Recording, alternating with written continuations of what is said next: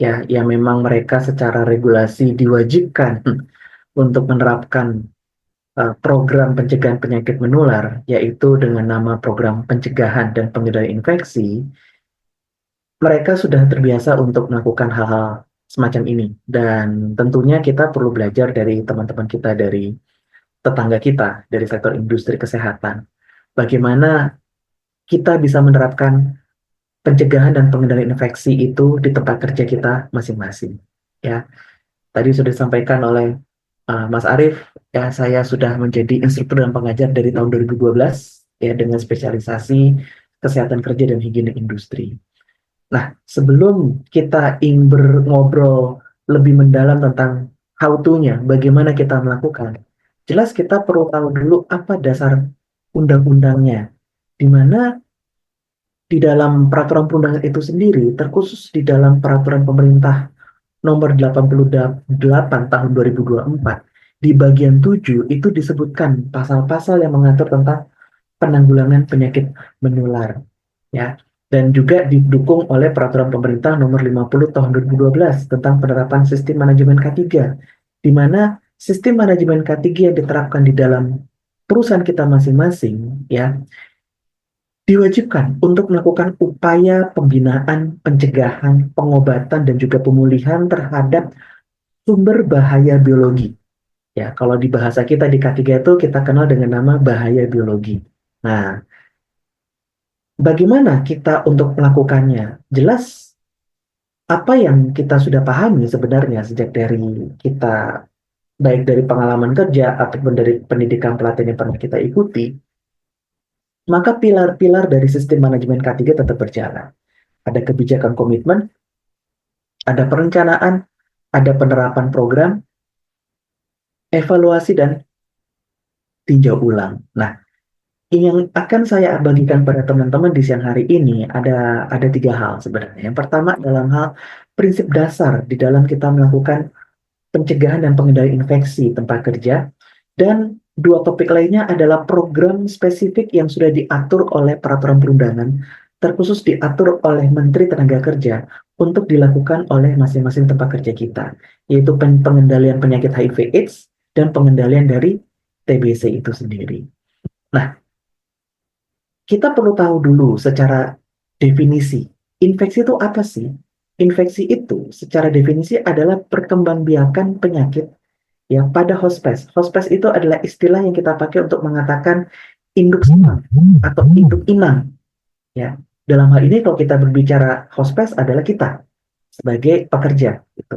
Jadi perkembangbiakan penyakit dalam tubuh pekerja disertai timbulnya respon kekebalan tubuh atau respon imunologis ya, yang bisa disertai dengan adanya gejala, ya, keluhan, atau tanpa gejala. Begitu. Nah, ini yang harus kita pahami bahwa tidak selalu penyakit infeksi itu selalu disertai dengan gejala. Nggak selalu. Bagaimana kita bisa tahu kalau kita sudah terkena penyakit infeksi? Maka otomatis pemeriksaan kesehatan tenaga kerja itu menjadi pilihan yang terbaik untuk kita mengetahui bahwa sudah ada proses penyakit infeksi yang berjalan di dalam tubuh kita. Dan dalam hal pemahaman penyakit, ya, kita perlu paham juga kenapa penyakit bisa terjadi. Penyakit bisa terjadi oleh karena hubungan ya atau interaksi antara tiga faktor. Pertama, agen penyebab penyakit. Dalam hal ini kita bicara tentang penyakit infeksi.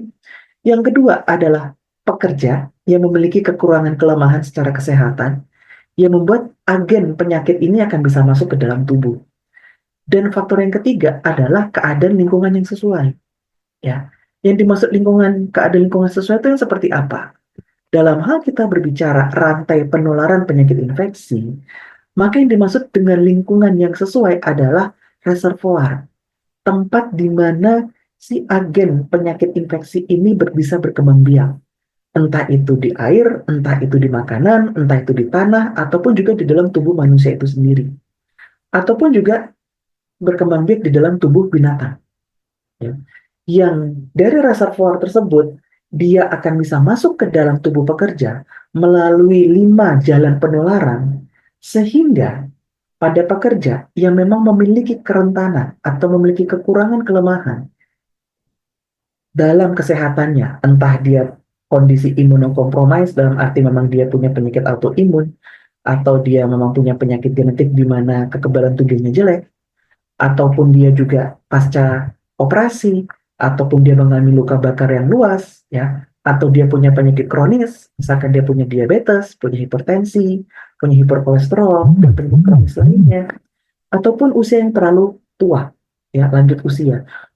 Kondisi-kondisi kekurangan ini akan bisa membuat penyakit infeksi mudah untuk berkembang biak, ya. Nah, sehingga apa? Kata kunci sebenarnya di dalam melakukan pencegahan penyakit infeksi adalah kita menghilangkan dua sumber, dua faktor, yaitu adalah reservoir dan yang kedua adalah cara penularan. Pertanyaannya, ada berapa jalan penularan yang bisa dipakai oleh agen penyakit infeksi untuk bisa masuk ke dalam tubuh pekerja? Jawabannya ya ada 5. Ya, jalan pertama lewat kontak cairan tubuh melalui darah, cairan darah atau cairan air mani atau cairan lendir keputihan, ya, yang dimana beberapa penyakit yang bisa menularkan melalui kontak cairan tubuh langsung adalah seperti AIDS, hepatitis B, sifilis, gonorea dan lain-lain. Jalan kedua adalah melalui udara, jadi melalui titik kecil dahak atau ingus, ya. Penyakit-penyakit yang bisa menular lewat jalan penularan udara adalah seperti tuberkulosis, influenza, difteri, dan lain-lain. Ya. Yang ketiga, jalan ketiga adalah melalui makanan. Makanan yang sudah tercemar oleh agen penyakit, ya, seperti hepatitis A, tifus, kolera, dan lain sebagainya. Ya. Jalan keempat, penularan lewat air yang memang sudah tercemar oleh agen penyakit seperti kolera, ya, legionella, lalu juga leptospira, dan juga cacing, ya, cacing-cacing apapun, ya, cacing pita, cacing kremi, ya, mereka bisa menular lewat air. Dan yang terakhir adalah dari binatang penular. Jadi kalau kita ada hewan liar atau kita ada serangga di sekitaran tempat kerja kita, ya, nyamuk, lalat, tikus, kucing, anjing, sebutkan saja semua binatang penular yang ada bergentayangan di area kerja kita, maka mereka pun memiliki risiko yang sama untuk menimbulkan penyakit infeksi kepada para pekerja. Ya, seperti apa nih penyakit yang ditularkan lewat binatang penular? Ya, seperti cacing filaria, ya, lalu cacing askaris, lalu juga penyakit pes, ya, dari kutu, tikus, lalu juga dari apa namanya? Hampir lupa saya, ya, toksoplasma, ya, dari anjing ataupun dari kucing. Cukup banyak, ya, penyakit-penyakit infeksi yang dibawa oleh binatang penular, ya. Rabies juga termasuk di dalamnya. Cacar monyet pun juga termasuk di dalamnya.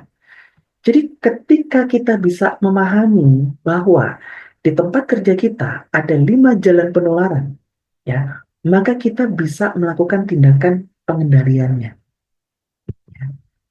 Nah, dan kenapa penyakit infeksi ini bisa kita masukkan sebagai kategori penyakit akibat kerja dengan catatan menurut definisi dari Peraturan Presiden Nomor 7 Tahun 2019, penyakit akibat kerja adalah penyakit yang timbul oleh karena pekerjaannya atau karena pajanan lingkungan kerja.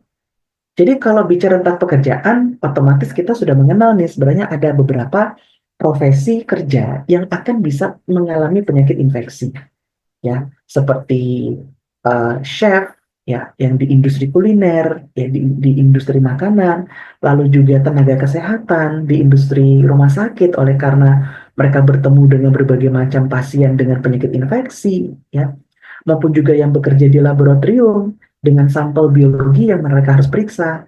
Sampel biologi tidak selalu dari manusia, sampel biologi bisa dari tanaman, tumbuh-tumbuhan ataupun dari binatang, ya. Mereka bisa terkena penyakit oleh karena pekerjaannya atau karena lingkungan kerjanya. Lingkungan kerja misalkan ya pemanen sawit, mereka bisa terkena penyakit infeksi di perkebunan di mana mereka bertugas. Ataupun juga ataupun juga eh, teman-teman yang bekerja di area di mana memang areanya lembah. ya, di lapangan area lembab sehingga bisa terkena penyakit infeksi. Ataupun juga karena berinteraksi dengan hewan, seperti petugas kebun binatang. Mereka pun juga bisa terkena penyakit infeksi dari binatang-binatang yang ada di kebun binatang. Jadi berdasarkan proses kerja, jenis pekerjaan yang dipegang oleh pekerja, ataupun lingkungan kerjanya, di mana kehadiran dari sumber-sumber penular itu ada, maka mereka bisa penyakit infeksi yang diderita oleh pekerja bisa disebut sebagai penyakit akibat kerja. Ya memang tantangan sebenarnya untuk kita mengatakan, oh dia HIV karena pajanan kerja, oh dia penyakit hepatitis B karena pajanan kerja. Itu memang tidak mudah. Kenapa tidak mudah? Oleh karena ya kembali lagi, fenomena gunung es. Ya, dia belum bergejala, atau dia nggak berobat, atau memang tidak terdiagnosa. Kalau dia belum bergejala, maka penyakit infeksi bisa kita deteksi dini melalui pemeriksaan kesehatan tenaga kerja, medical check up. Ya, dia belum berobat, oleh karena ketidaktahuan dia terhadap penyakit infeksi tersebut, sehingga kita perlu memberikan edukasi. Kita harus melakukan penyebar luasan informasi kesehatan kerja, ya, melalui penyuluhan dan juga media komunikasi, media informasi, dan media edukasi kepada para pekerja. Dan yang terakhir, belum bisa didiagnosa penyakit akibat kerja. Oleh karena apa? Oleh karena kita tidak melakukan identifikasi dan pengukuran. Ya, dari aspek higienis industri nih, kita nggak mengukur ya sebenarnya berapa banyak sih bakteri yang ada di dalam air, atau berapa banyak sih bakteri yang ada di dalam makanan yang diperiksakan. Begitu ya. Nah, jadi ini tantangan untuk kita menegakkan penyakit akibat kerja terkait tentang sumber bahaya biologi. Namun, ya, kalau kita bisa melakukan identifikasi ya melalui satu pemeriksaan kesehatan berkala dari dasar pemeriksaan klinis, laboratorium, atau penelitian yang lain, ditambah dengan adanya data, ya, informasi tertulis tentang lingkungan kerja di mana karyawan itu bertugas, dan juga riwayat pekerjaan, maka kita bisa untuk menyimpulkan penyakit akibat kerja, ya, penyakit infeksi yang didapatkan di tempat kerjanya. Itu bisa, sangat bisa. Di dunia kedokteran kerja, kita mengenal yang namanya 7 langkah diagnosis. Jadi, langkah-langkah inilah yang sebenarnya akan kita pakai, ya teman-teman, untuk kita bisa memastikan apakah penyakit yang diderita oleh karyawan, dalam hal ini penyakit dari bakteri atau virus atau jamur atau parasit, itu memang dia didapatkan dari tempat kerja melalui 7 langkah diagnosis penyakit akibat kerja yang nanti akan dilakukan oleh dokter. Ya, jadi kata kuncinya di sini penegakan diagnosa itu dari dokter kesehatan kerja. Ya, berdasarkan data-data objektif yang nanti akan kita punya.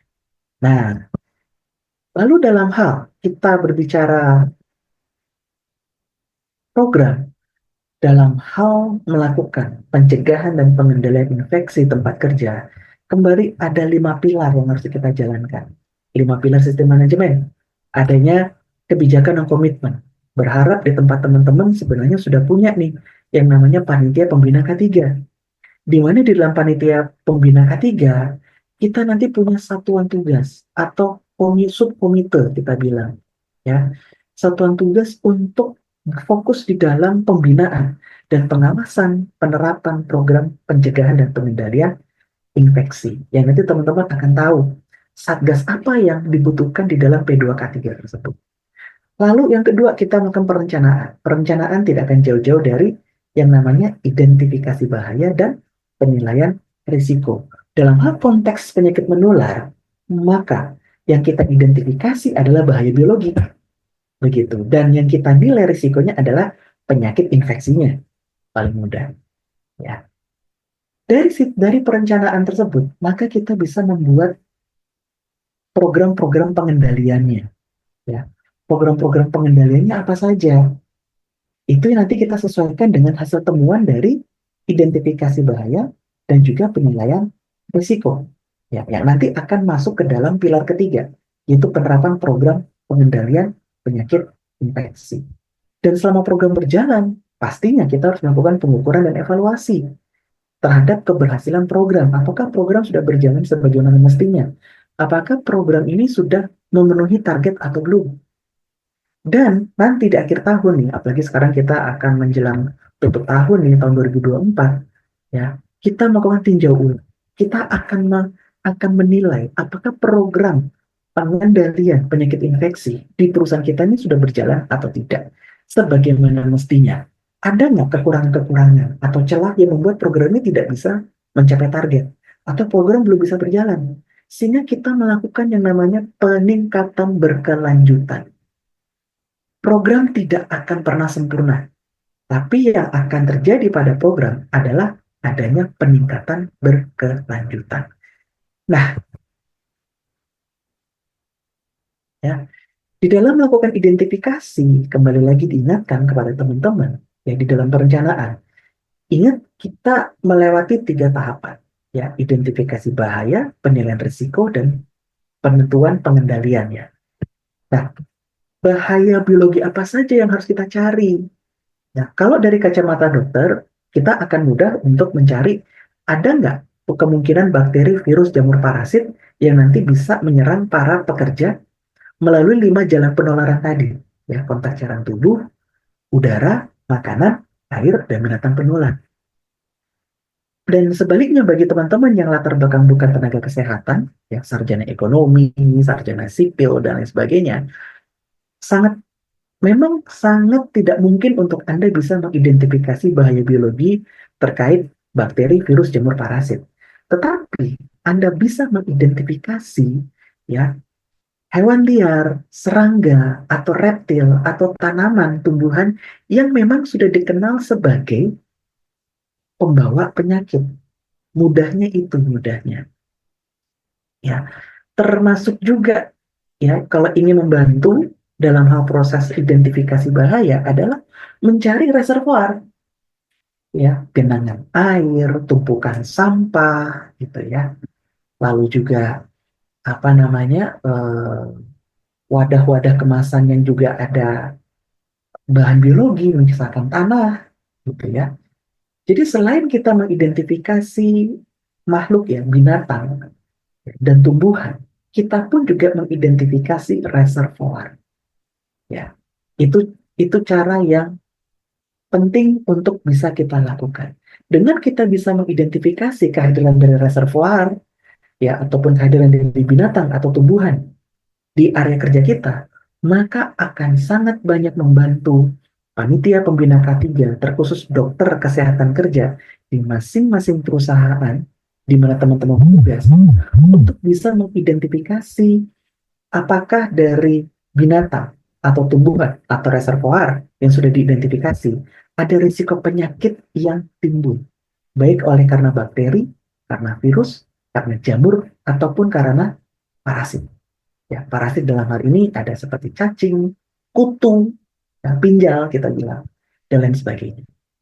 Ya, nah barulah dengan kita mengidentifikasi dan kita melakukan penilaian risiko, teman-teman ya, penilaian risiko dalam hal tingkatan perberatan penyakit dan juga frekuensi pajanan yang akan bisa terjadi, ya, dengan kita menggunakan matriks 5x5 tadi, dalam hal peringkat pajanan dan peringkat bahaya, maka ketika kita sudah menemukan nih, risiko penyakit infeksi apa yang akan paling tinggi, ya, menyebabkan kejadian berbahaya bagi karyawan atau kejadian luar biasa atau wabah di tempat kerja, maka kita harus membuat yang namanya pengendalian risiko, mulai dari eliminasi sampai ke alat pelindung diri.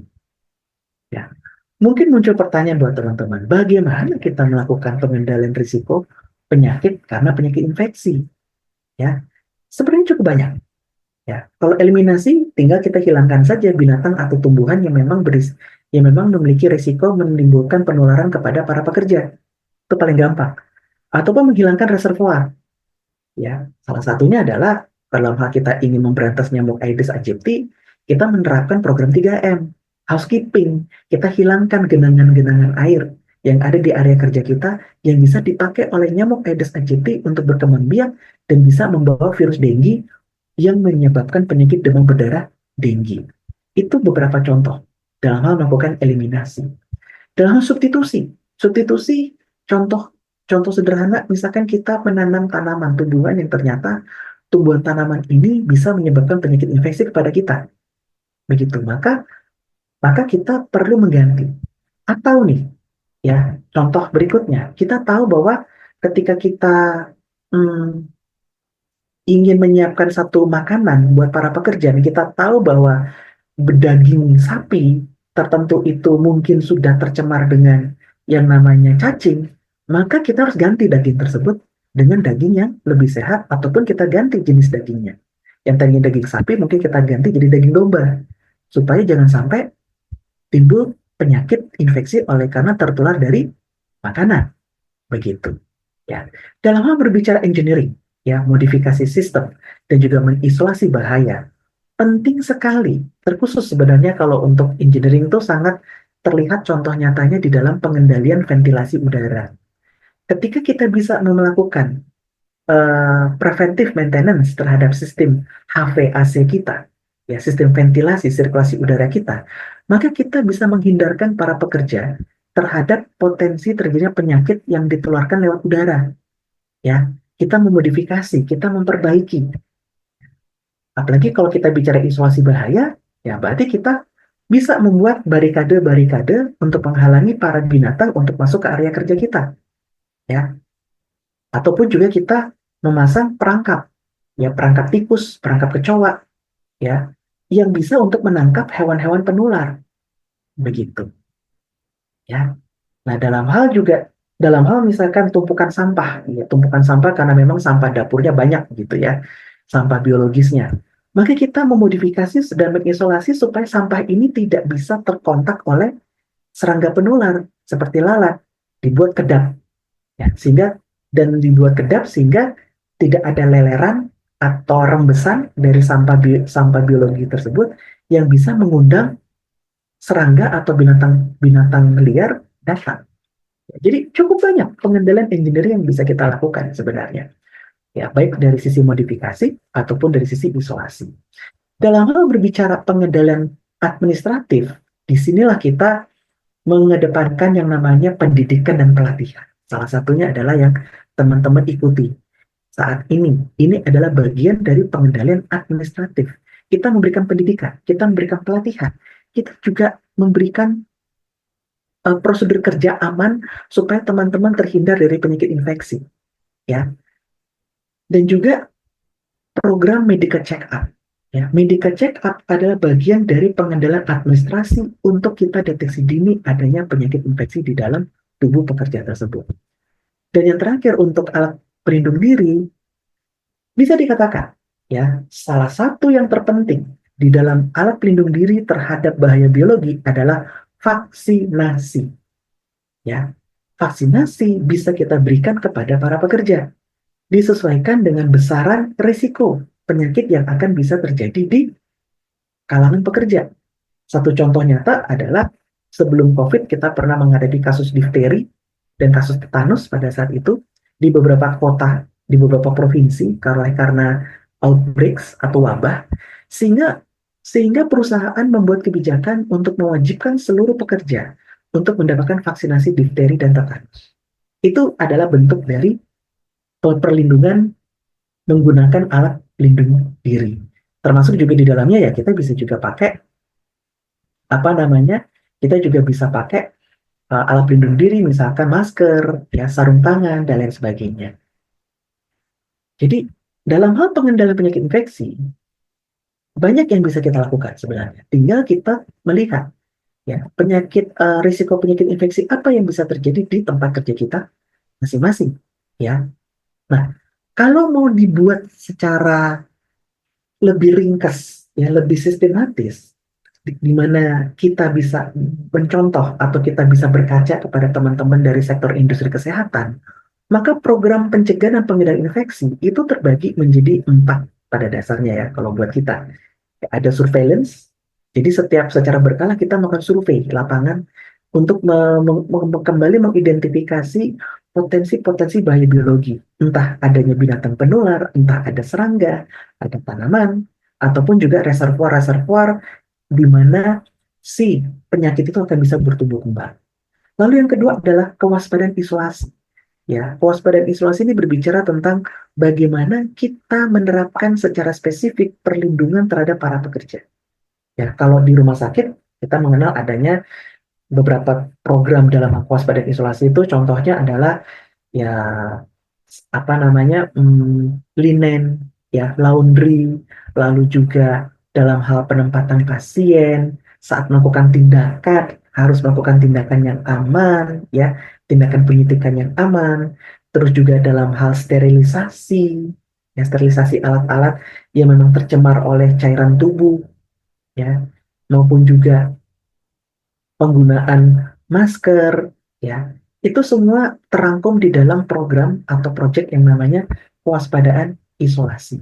Lalu yang berikut adalah kalau kita bicara dari sisi teman-teman di rumah sakitan adalah pemakaian antibiotik rasional.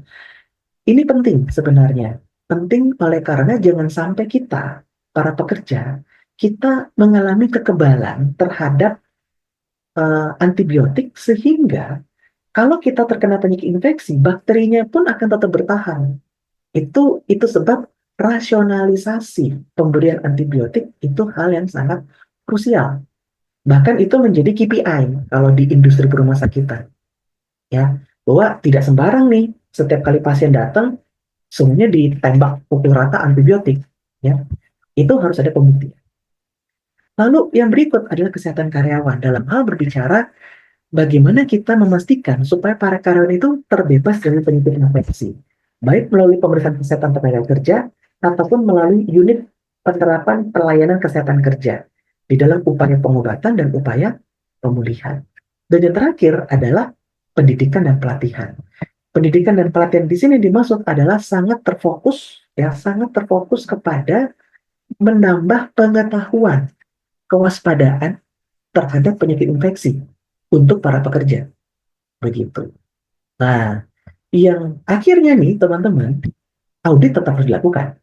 Ya, jangan jangan dikira bahwa penerapan program pencegahan dan pengendalian infeksi tidak ada auditnya. Ada auditnya, begitu. Sehingga proses audit ini harus kita lakukan untuk melihat apakah program sudah berjalan sebagaimana mestinya. Nah, jadi secara garis besar teman-teman, di dalam penerapan pengendalian penyakit infeksi, maka pilar-pilar sistem manajemen itu yang harus kita jalankan, ya kebijakan komitmen, perencanaan, program, ya penerapan program, lalu evaluasi dan tinjau ulang.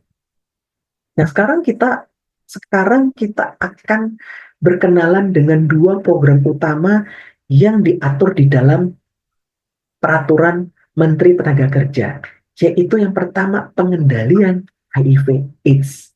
Ya, yang paling penting di sini teman-teman adalah 4 program harus dijalankan. Anda harus memiliki kebijakan tertulis terkait upaya pencegahan dan pengendalian HIV/AIDS yang dituangkan di dalam peraturan perusahaan atau dalam perjanjian kerja bersama yang harus dikomunikasikan melalui program pendidikan berkesinambungan, ya. Dan tidak lupa juga harus ada prosedur-prosedur khusus di dalam mengatur, ya hal-hal yang harus kita lakukan di dalam melakukan pencegahan HIV/AIDS di tempat kerja. Dan yang terakhir adalah perlindungan terhadap tindakan stigma dan diskriminasi. Ya, ini penting sekali. Ya, penting sekali untuk dilakukan karena ya masalah ini kalau kita bicara tentang HIV/AIDS pasti selalu ada stigma dan perusahaan wajib untuk memberikan perlindungan kepada pekerja dengan HIV positif. Nah, dalam berbicara kebijakan, maka kebijakan yang harus tertuang secara tertulis oleh perusahaan harus mencakup 7 poin ini.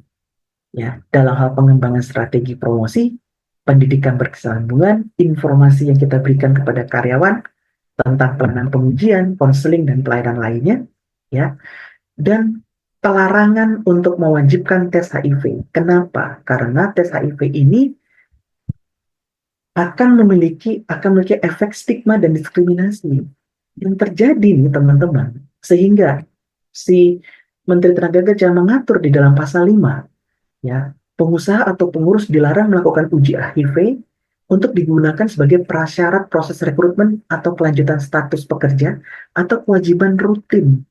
Itu nggak boleh, karena itu sifatnya diskriminasi, ya, kecuali pada sektor-sektor industri yang spesifik, di mana memang kehadiran, di mana sumber bahayanya memang nyata HIV. Kayak perumah sakitan. Kalau perumah sakitan mau tidak mau, suka tidak suka, seluruh tenaga kesehatan dan non kesehatan di rumah sakit diperiksakan karena mereka punya risiko untuk tertular HIV dari pasien. Begitu.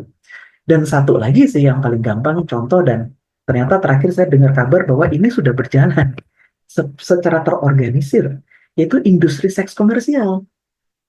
Ya, si apalagi kalau teman-teman sempat dengar gitu ya di media sosial, itu ternyata di satu negara, saya lupa negara mana tuh yang melegalkan pekerja seks komersial itu sebagai buruh pekerja, sehingga mereka punya serikat pekerja, dan nanti mereka kalau pensiun dapat santunan, tunjangan pensiun, ya. Saya lupa kalau nggak salah di Asia, kalau nggak salah. Nanti teman-teman silakan browsing cari di media sosial. Ya, jadi oleh karena ini sudah dipandang sebagai industri, maka di mana para pekerja seks komersial ini juga bisa tertular dari pelanggan, maka mereka pun menjalani pemeriksaan, ya, supaya mereka yakin positif bahwa mereka tidak terkena HIV. Itu boleh karena proses pekerjaannya kan berisiko tinggi, karena kan ada saling bertukar cairan tubuh kan, kalau seks komersial gitu. Kalau rumah sakit, ada kemungkinan terjadi terpercik atau tersiram cairan tubuh dari pasien kepada para pekerja. Sehingga itu boleh diwajibkan. Tapi kalau buat teman-teman yang tidak bekerja sebagai pekerja seks komersial atau sebagai dokter atau perawat di rumah sakit gitu ya, Anda kerja di sektor sektor pertambangan, migas, listrik, pembangkit, dan lain sebagainya, Anda tidak bisa untuk meminta tes HIV sebagai tes wajib, harus dengan kesukarelaan, ya. Nah, sebelum masuk ke sana, saya lanjut dulu dalam hal bicara program pendidikan berkelanjutan, di mana dalam hal menerapkan program pendidikan tersebut, ya, maka di dalam P2K3 dibentuklah Satuan Tugas HIV/AIDS. Orang-orang yang ada dalam satuan tugas atau dalam subkomite HIV/AIDS ini yang nanti ikut pelatihan, pendidikan dan pelatihan untuk nanti menjadi penyuluh, ya, di mana materi pendidikan yang akan diterima oleh Satuan Tugas HIV/AIDS ada 9 topik ini, ya, dengan total 18 jam pelajaran. Jadi bisa ngambil 3 hari, ya. Sediakan waktu 3 hari untuk mengikuti pelatihan tersebut untuk anggota Satuan Tugas HIV/AIDS, ya. Dan bersyukurnya sih sekarang untuk pendidikan dan pelatihan tersebut sudah dibuat secara online. Tinggal mengakses link di bawah ini, di mana syarat untuk mengikuti kelas ini, satu perusahaan harus mengirimkan 3 perwakilan. Satu perwakilan dari manajemen, satu orang lagi dari perwakilan pekerja, dalam ini bisa serikat buruh atau serikat pekerja, dan satunya lagi adalah dari pelayanan kesehatan kerja, bisa dokter, bisa paramedis, ya, minimal 3, ya. Yang diharapkan ketiga orang ini adalah anggota dari Satuan Tugas HIV/AIDS untuk bisa mengikuti kelas online ini, kelas pendidikan dan pelatihan, untuk nanti bisa mendapatkan sertifikat sebagai penyuluh dan konselor HIV/AIDS, yang nanti teman-teman penyuluh harus membuka kelas kayak semacam safety induction class. Kalau buat teman-teman di konstruksi, terkhusus konstruksi ya, kan sering tuh tiap hari Kamis dibuka kelas untuk safety induction atau kelas untuk ke kelas H2S, kelas bekerja di ketinggian, kelas bekerja di confined space. Ya, di mana nggak bisa tuh cuman hanya mengikuti seperti ikut acara ini gitu kan, yang ikut sampai 220 gitu, pasti nggak akan bisa fokus. Jadi dibuat kelas di mana mereka mendaftarkan dirinya untuk ikut kelas tersebut, supaya nanti dalam waktu 1 hari yang mengambil waktu 6 jam pelajaran, para pekerja bisa mendapatkan pengetahuan yang benar tentang HIV/AIDS itu sendiri.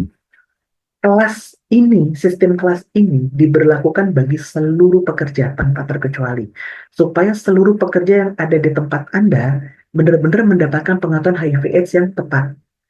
Tidak cukup dengan penyuluhan tahunan, menunggu tanggal 1 Desember biasanya tuh. 1 Desember penyuluhan cuma 1 jam, yang hadir sekarang 284. Itu tidak akan efektif, ya. Kalau kita mengacu kepada keputusan Menteri Tenaga Kerja, maka setiap pekerja harus mengikuti kelas pendidikan tentang HIV/AIDS selama 6 jam. Ya, yang nanti akan dibuktikan bahwa mereka memang hadir. Gitu. Ya.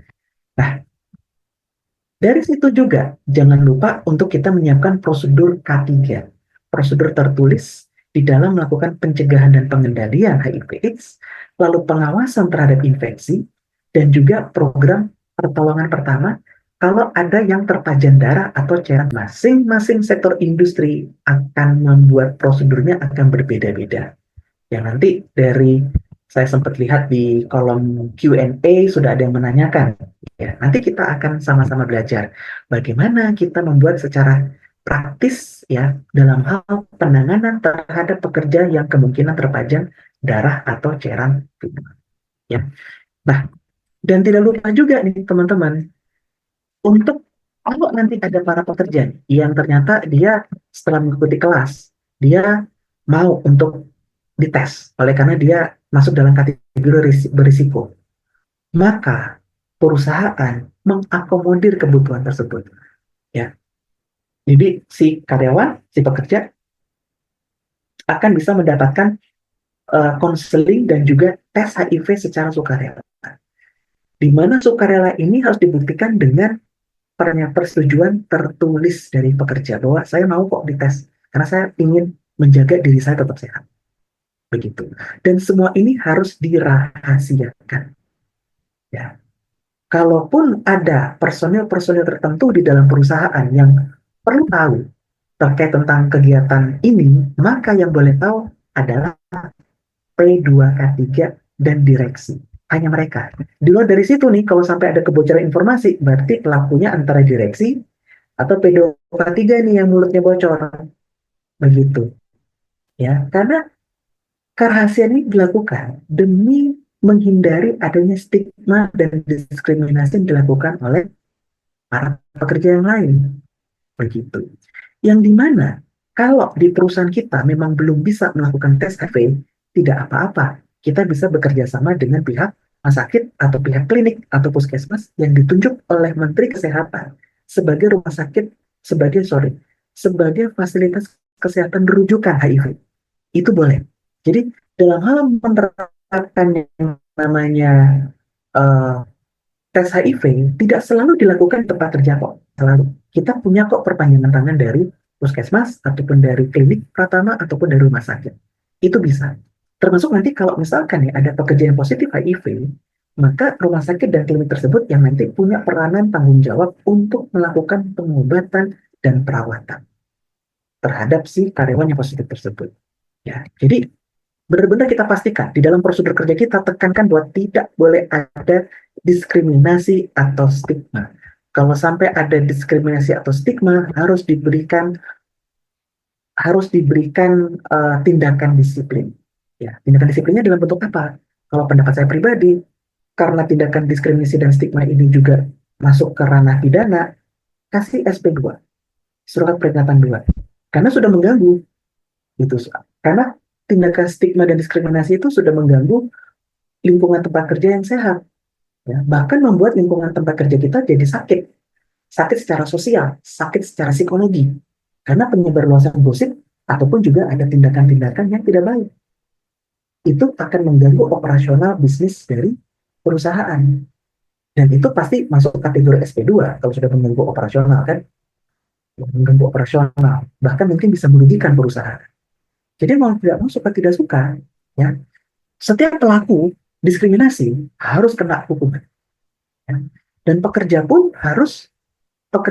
dengan HIV positif harus bertindak secara bertanggung jawab supaya dia tidak menularkan ke teman-teman yang lain. Ya. Nah, Dan yang berikut, teman-teman, adalah bagaimana kita memastikan bahwa si pekerja yang HIV positif bisa mendapatkan pengobatan dan perawatan dengan jaminan baik itu dari Jamsostek ataupun dari BPJS Kesehatan. Tergantung terhadap statusnya, apakah statusnya adalah penyakit HIV yang merupakan penyakit umum atau penyakit akibat kerja, begitu ya. Nah, lalu yang berikut nih, yang terakhir teman-teman, adalah bagaimana kita melakukan penanggulangan TBC di tempat kerja. Kalau kita mengacu pada Peraturan Menteri Nomor 13 Tahun 2022, sama saja dengan HIV/AIDS. Ada kebijakan tertulis, ya, ada sosialisasi dan penyebaran informasi kepada para pekerja, yang ini bisa dilakukan juga sama seperti HIV, yaitu kita bikin kelas, itu sangat boleh sekali, ya. Dan yang paling penting di sini adalah penemuan kasus. Jadi perusahaan proaktif untuk menemukan kasus TBC baru di tempat kerja, ya. Nah, nanti dari sini, pertama, kebijakan kita bikin tertulis, ya, mencakup 3 poin tadi, ya, dalam komitmen, lagu program kerja, dan juga penghapusan stigma diskriminasi. Lalu dalam hal kita membentuk Satgas TBC di tempat kerja. Kalau dikenal namanya tim DOTS perusahaan. Ini ada di bawah naungan P2K3, baiknya begitu. Atau mau ditaruh di bawah manajemen perusahaan boleh, tapi takutnya nanti tidak terlalu efektif. Ya, pengalaman kita selama ini, pengalaman saya dulu dari 2006 hingga sekarang, satuan tugas itu lebih senangnya dilebur ke P2K3 supaya kekuatannya lebih kuat dalam hal melakukan pembinaan dan pengawasan terhadap penerapan penerapan pelaksanaan program pengendalian TBC di tempat kerja, ya. Nah, baru tidak lupa juga kita punya pendidikan, kelas pendidikan kepada para pekerja, ya, yang mencakup 6 poin ini, supaya para pekerja mengerti nih, tentang bagaimana cara mereka menjaga diri mereka supaya mereka terhindar dari penyakit tuberkulosis, ya. Perilaku hidup bersih dan sehat, perilaku etika batuk, lalu peningkatan daya tahan tubuh melalui perbaikan gizi kerja dan peningkatan kebugaran, ya, termasuk penyakit-penyakit penyerta yang akan bisa memperburuk kondisi TBC. Ya, ini penting sekali. Yang tadi diceritakan bahwa perusahaan wajib proaktif untuk menemukan kasus TBC baru, entah dari medical check up, entah dari kunjungan berobat sakit. Termasuk juga kalau misalkan nih kita menemukan ada karyawan yang positif TBC, maka kita harus melakukan kontak tracing. Harus, seperti kayak pandemi COVID, kita harus melakukan kontak tracing. Ya, di mana kalau para kontak tracing atau para pekerja yang berisiko ternyata dites, ternyata dia positif TBC, ya, di mana tes yang dilakukan secara definitif adalah tes cepat molekuler atau PCR, ya, atau tes dahak BTA, maka setiap pekerja yang positif TBC berhak untuk mendapatkan pengobatan dan perawatan untuk penyakit TBC. Di sini, perusahaan bisa bekerja sama dengan puskesmas. Oleh karena pengobatan TBC adalah program nasional, sehingga kita bisa arahkan. Ya, kita bekerja sama dengan puskesmas setempat atau bekerja sama dengan dinas kesehatan setempat di dalam hal koordinasi dan komunikasi, supaya kita bisa mengirimkan karyawan kita yang positif untuk mendapatkan pengobatan dan perawatan melalui program nasional pemerintah Indonesia, ya, di puskesmas atau di rumah sakit. Ya, kalau di puskesmas itu bisa dilakukan bila TBC-nya adalah TBC sensitif obat, ya, TBC yang tidak kebal terhadap obat. Tapi kalau ke rumah sakit berarti ditujukan untuk penderita TBC yang TBC-nya bukan TBC paru, TBC tulang, TBC usus gitu ya, TBC hati, ataupun juga TBC kebal obat, itu semua nanti akan diserahkannya ke rumah sakit. Ya, di sini juga penting peranan perusahaan untuk memiliki yang namanya pengawas minum obat. Jadi ketika nanti karyawan sudah kembali bekerja nih, teman-teman ya. Jadi ketika ada karyawan yang positif TBC, dia diberikan cuti dulu selama 2 minggu, 2 hingga 4 minggu, ya, supaya selama 2 hingga 4 minggu dia fokus dulu dengan pengobatan, minum obat.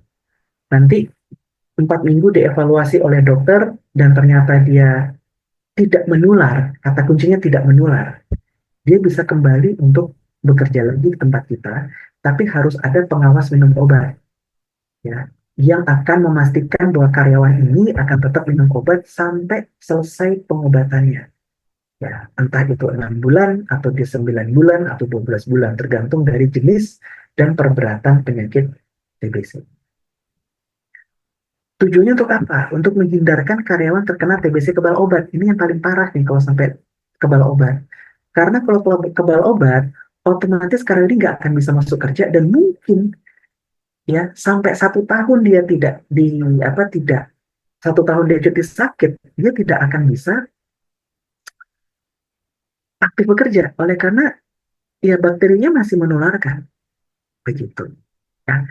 Nah, bagaimana untuk kandidat? Untuk kandidat kita lihat dulu apakah apakah penyakitnya ini statusnya memang berat, ya, dan yang kedua, apakah posisi jabatan yang dia lamar itu memang posisi kritikal, karena nanti akan berhubungan dengan keputusan bersama.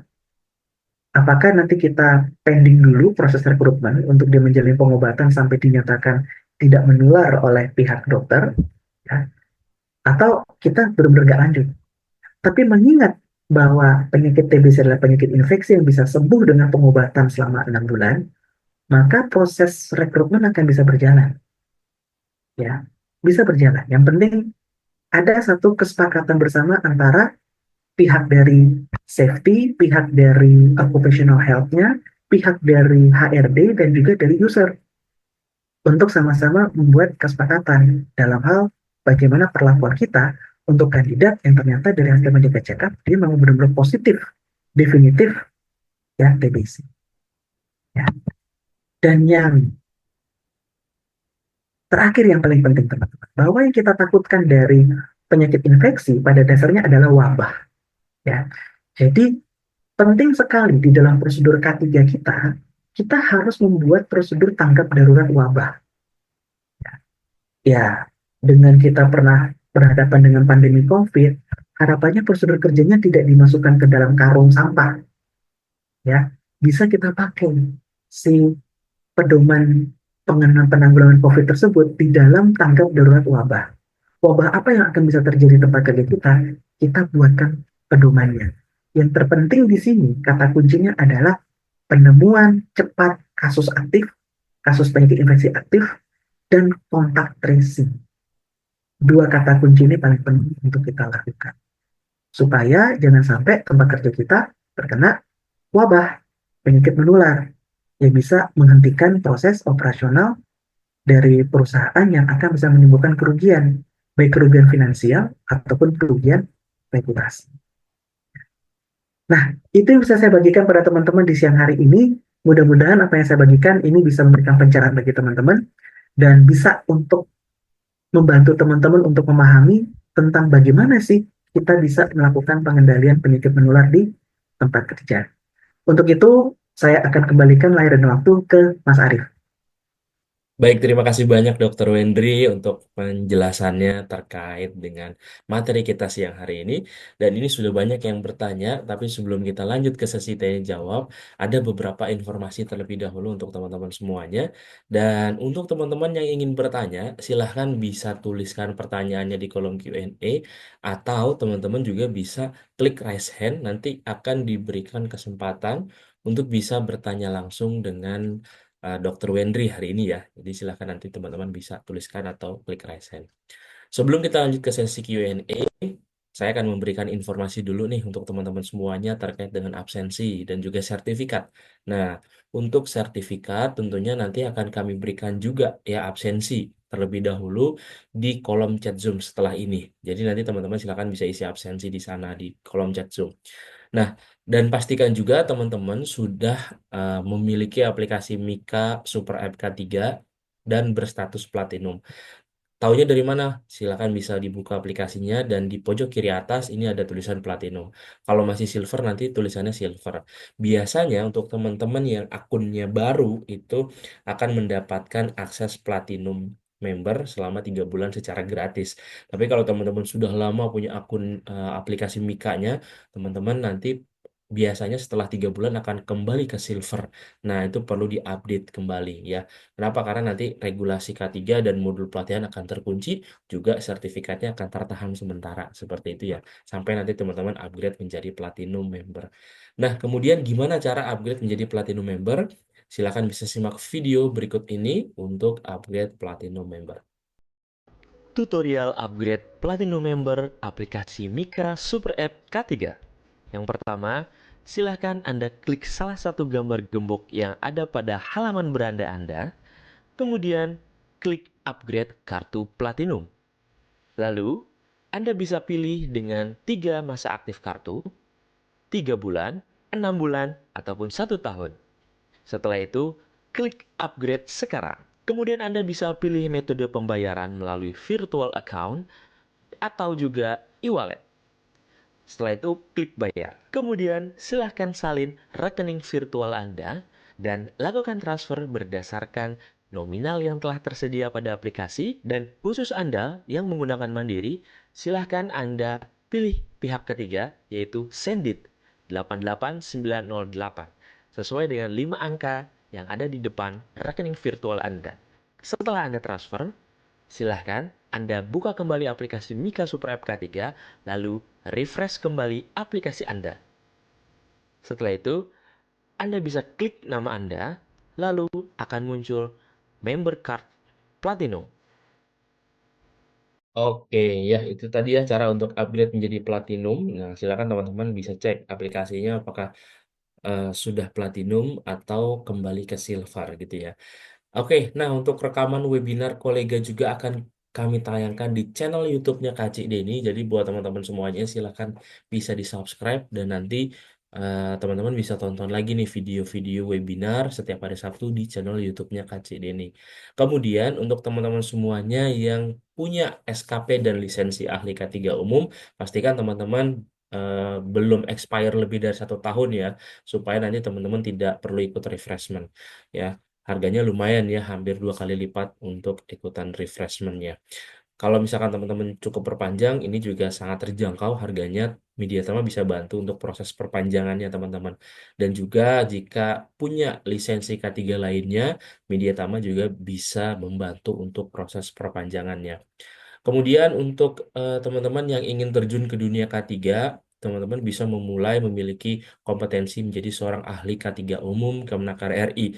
Nah, di Mediatama untuk kelas di bulan Desember 2024 sudah running, artinya kami akan buka kembali di 2025 ya di awal tahun di tanggal 13 Januari.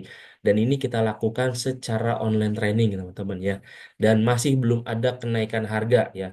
Untuk isu PPN 12% itu belum tahu, jadi harga masih sama. Jadi silakan teman-teman kalau misalkan ingin segera ikut sertifikasi sebelum PPN 12%, nah bisa ikut ya teman-teman. Dan juga kalau misalkan ingin ikut yang BNSP, Mediatama juga ada. Dan kalau ahli K3 umum Kemnaker RI itu pendidikannya kan minimal D3. Kalau teman-teman yang pendidikannya SMA, SMK ikutnya yang ahli K3 dari BNSP. Nah, ini kita ada harga subsidi nih teman-teman. Kita perpanjang terus untuk yang harga subsidi dan ini pembelajarannya secara mandiri, artinya nanti teman-teman tonton video pembelajarannya melalui platform digitalnya Mediatama. Nanti teman-teman di setiap hari Jumatnya akan ada uji kompetensi. Nah, untuk uji kompetensi kita ada di tanggal 13 Desember di pekan depan, Jumat depan. Nanti teman-teman bisa ikut di pekan depan ya untuk uji kompetensinya.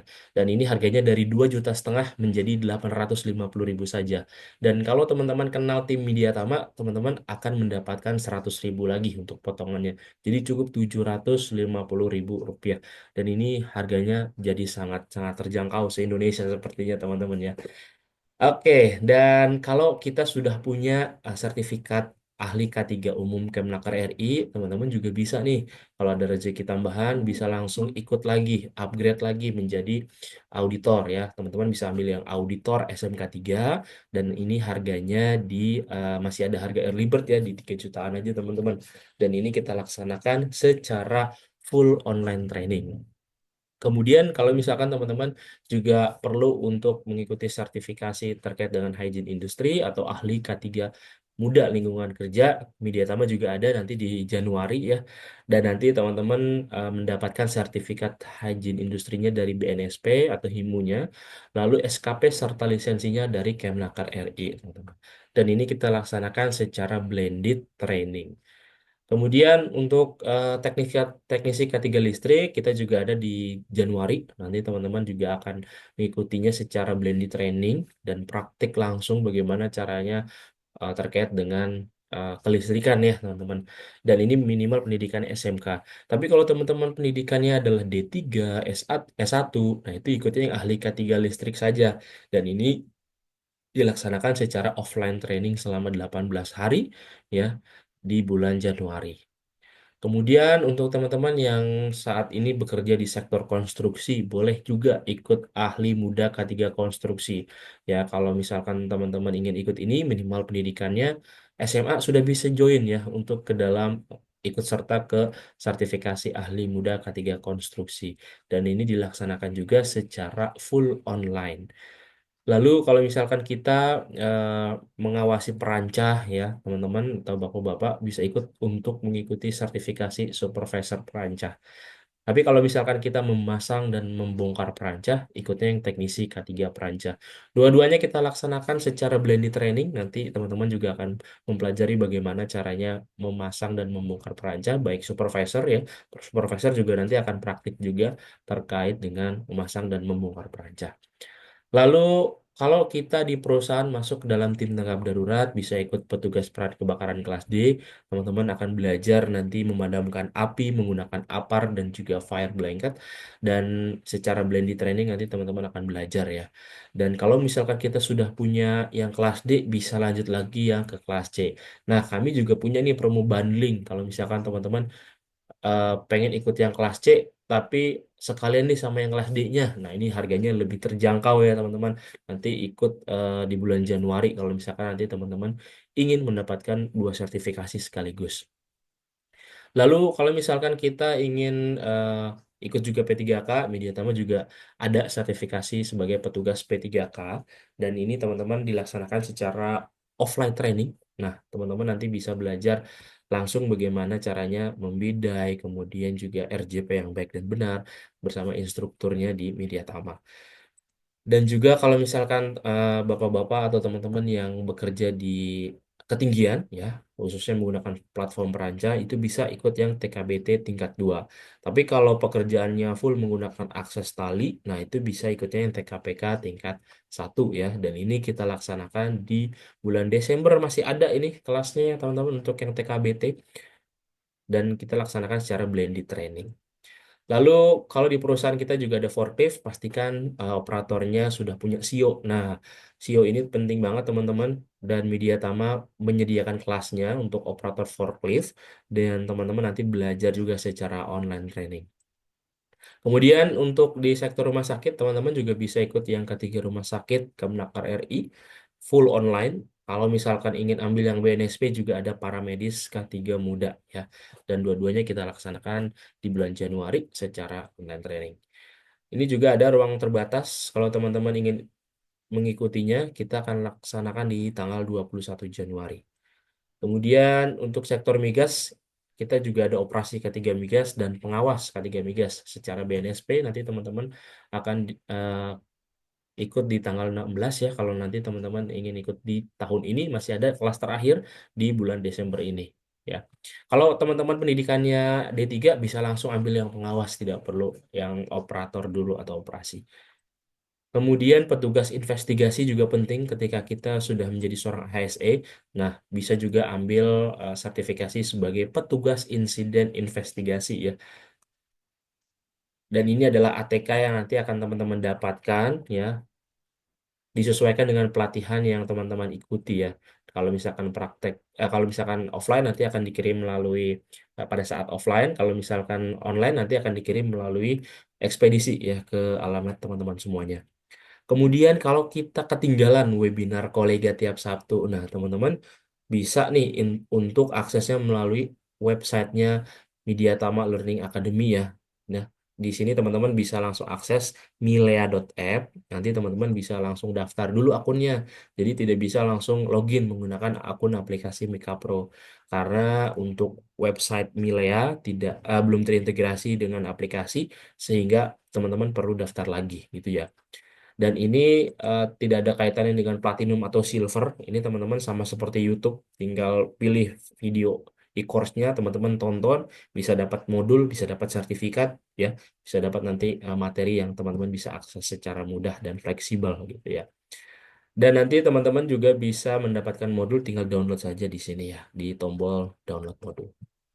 Kemudian untuk teman-teman yang sedang mencari pekerjaan, di websitenya mediatama.co.id juga ada menu karir.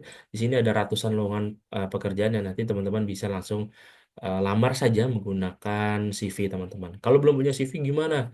Di aplikasi Mika sudah ada menu buat CV online. Ini gratis, nanti teman-teman silakan bisa dicoba ya. Dan nanti langsung bisa di-download seperti ini. Gampang sekali ya teman-teman sekarang buat CV udah nggak perlu ribet-ribet lagi. Kemudian kalau teman-teman ingin informasi lebih lanjut, pastikan teman-teman save nih nomor tim Media Tama ya. Ada Beni, Risma, Soka, dan juga Amanda. Pastikan juga sudah follow akun sosial media kami. Siapa tahu nanti teman-teman eh, mendapatkan promo-promo menarik ya melalui informasi yang kami berikan melalui sosial media kita. Follow akun TikToknya Kak Cik Deni dan juga subscribe channel YouTube-nya Kak Cik Deni. Kalau ada yang ingin kerjasama sebagai sponsor, silahkan hubungi nomor yang tertera di depan layar, ataupun juga teman-teman yang ingin bergabung menjadi instruktur di Media Tama dan juga ingin mengisi webinar di setiap Sabtu, ya, seperti Dr. Wendy hari ini, silahkan bisa hubungi nomor saya. Ini nomor saya nanti teman-teman bisa langsung mengajukan diri untuk menjadi pembicara, gitu ya. Nah, setelah ini saya akan berikan absensi ya. Teman-teman, saya akan informasikan kembali terkait absensi itu hanya ada di kolom chat Zoom ya, teman-teman. Jadi nanti teman-teman silakan bisa isi absensi.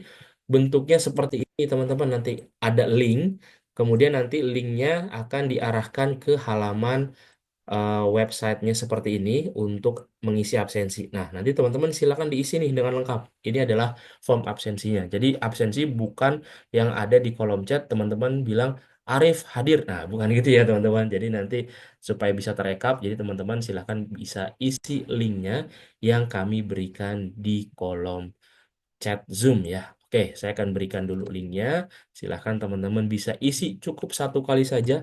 Nanti teman-teman bisa langsung terekap untuk absensinya. Oke, baik. Kita lanjut dok untuk ke sesi tanya jawab nih yang sudah masuk.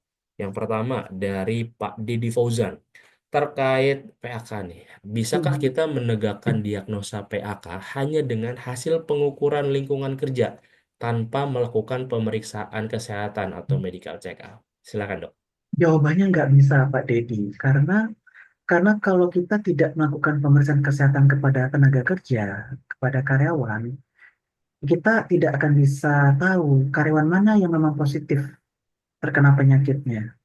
Ya, jadi tetap, apalagi kalau kita bicara nanti dalam pelaporan tahap 1 ke BP Jam Sostek terkait penyakit akibat kerja, maka lampiran dokumen yang harus disertakan di dalam laporan tertulis tersebut ada dua dokumen.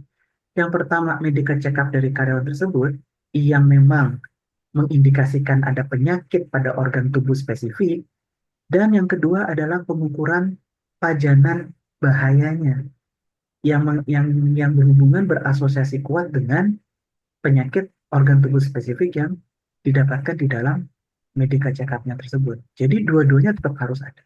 Tanpa ada itu, kita nggak bisa tegakkan penyakit akibat kerja, bahkan dari sisi jam sostek, mereka akan waive, dalam arti akan ditolak, di reject, karena dokumen buktinya nggak ada.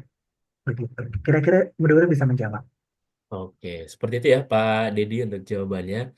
Kemudian lanjut lagi dari Pak Rian. Bagaimana cara monitoring bagi karyawan yang suspek TBC sesuai peraturan pemerintah dan K3-nya nih dok? Memang dari Menteri Tenaga Kerja tidak memberikan patokan atau pedoman rigid dalam melakukan monitoring, ya. Yang hanya diminta di dalam peraturan Menteri Tenaga Kerja adalah Anda memantau. Ya, secara teknisnya kita bisa mengacu dari peraturan Menteri Kesehatan. Di peraturan Menteri Kesehatan, mereka mengatakan Untuk memantau orang yang diduga TBC, maka tegakkan dugaan tersebut. Gimana menegakkan dugaan tersebut? Yaitu dengan melakukan tes cepat molekuler atau pemeriksaan dahak bakteri tahan asam.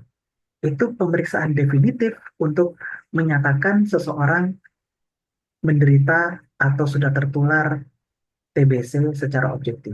Tidak bisa menggunakan ronsen menegakkannya gitu ya, ataupun juga menggunakan pemeriksaan hematologi lengkap. Nggak bisa, karena ronsen ya itu hanya bisa, ronsen tuh hanya melihat gambaran paru-parunya rusak atau tidak, tapi tidak memberitahu rusaknya karena apa. Sehingga setiap orang dari hasil pemeriksaan foto ronsen dicurigai terkena TBC, wajib hukumnya, bukan sunnah lagi, wajib hukumnya untuk tes, untuk menjalankan pemeriksaan namanya tes cepat molekuler atau pemeriksaan dahak bakteri tahan asam. Ya, itu yang harus dilakukan dari perusahaan untuk mengakomodir, untuk memfasilitasi proses tersebut.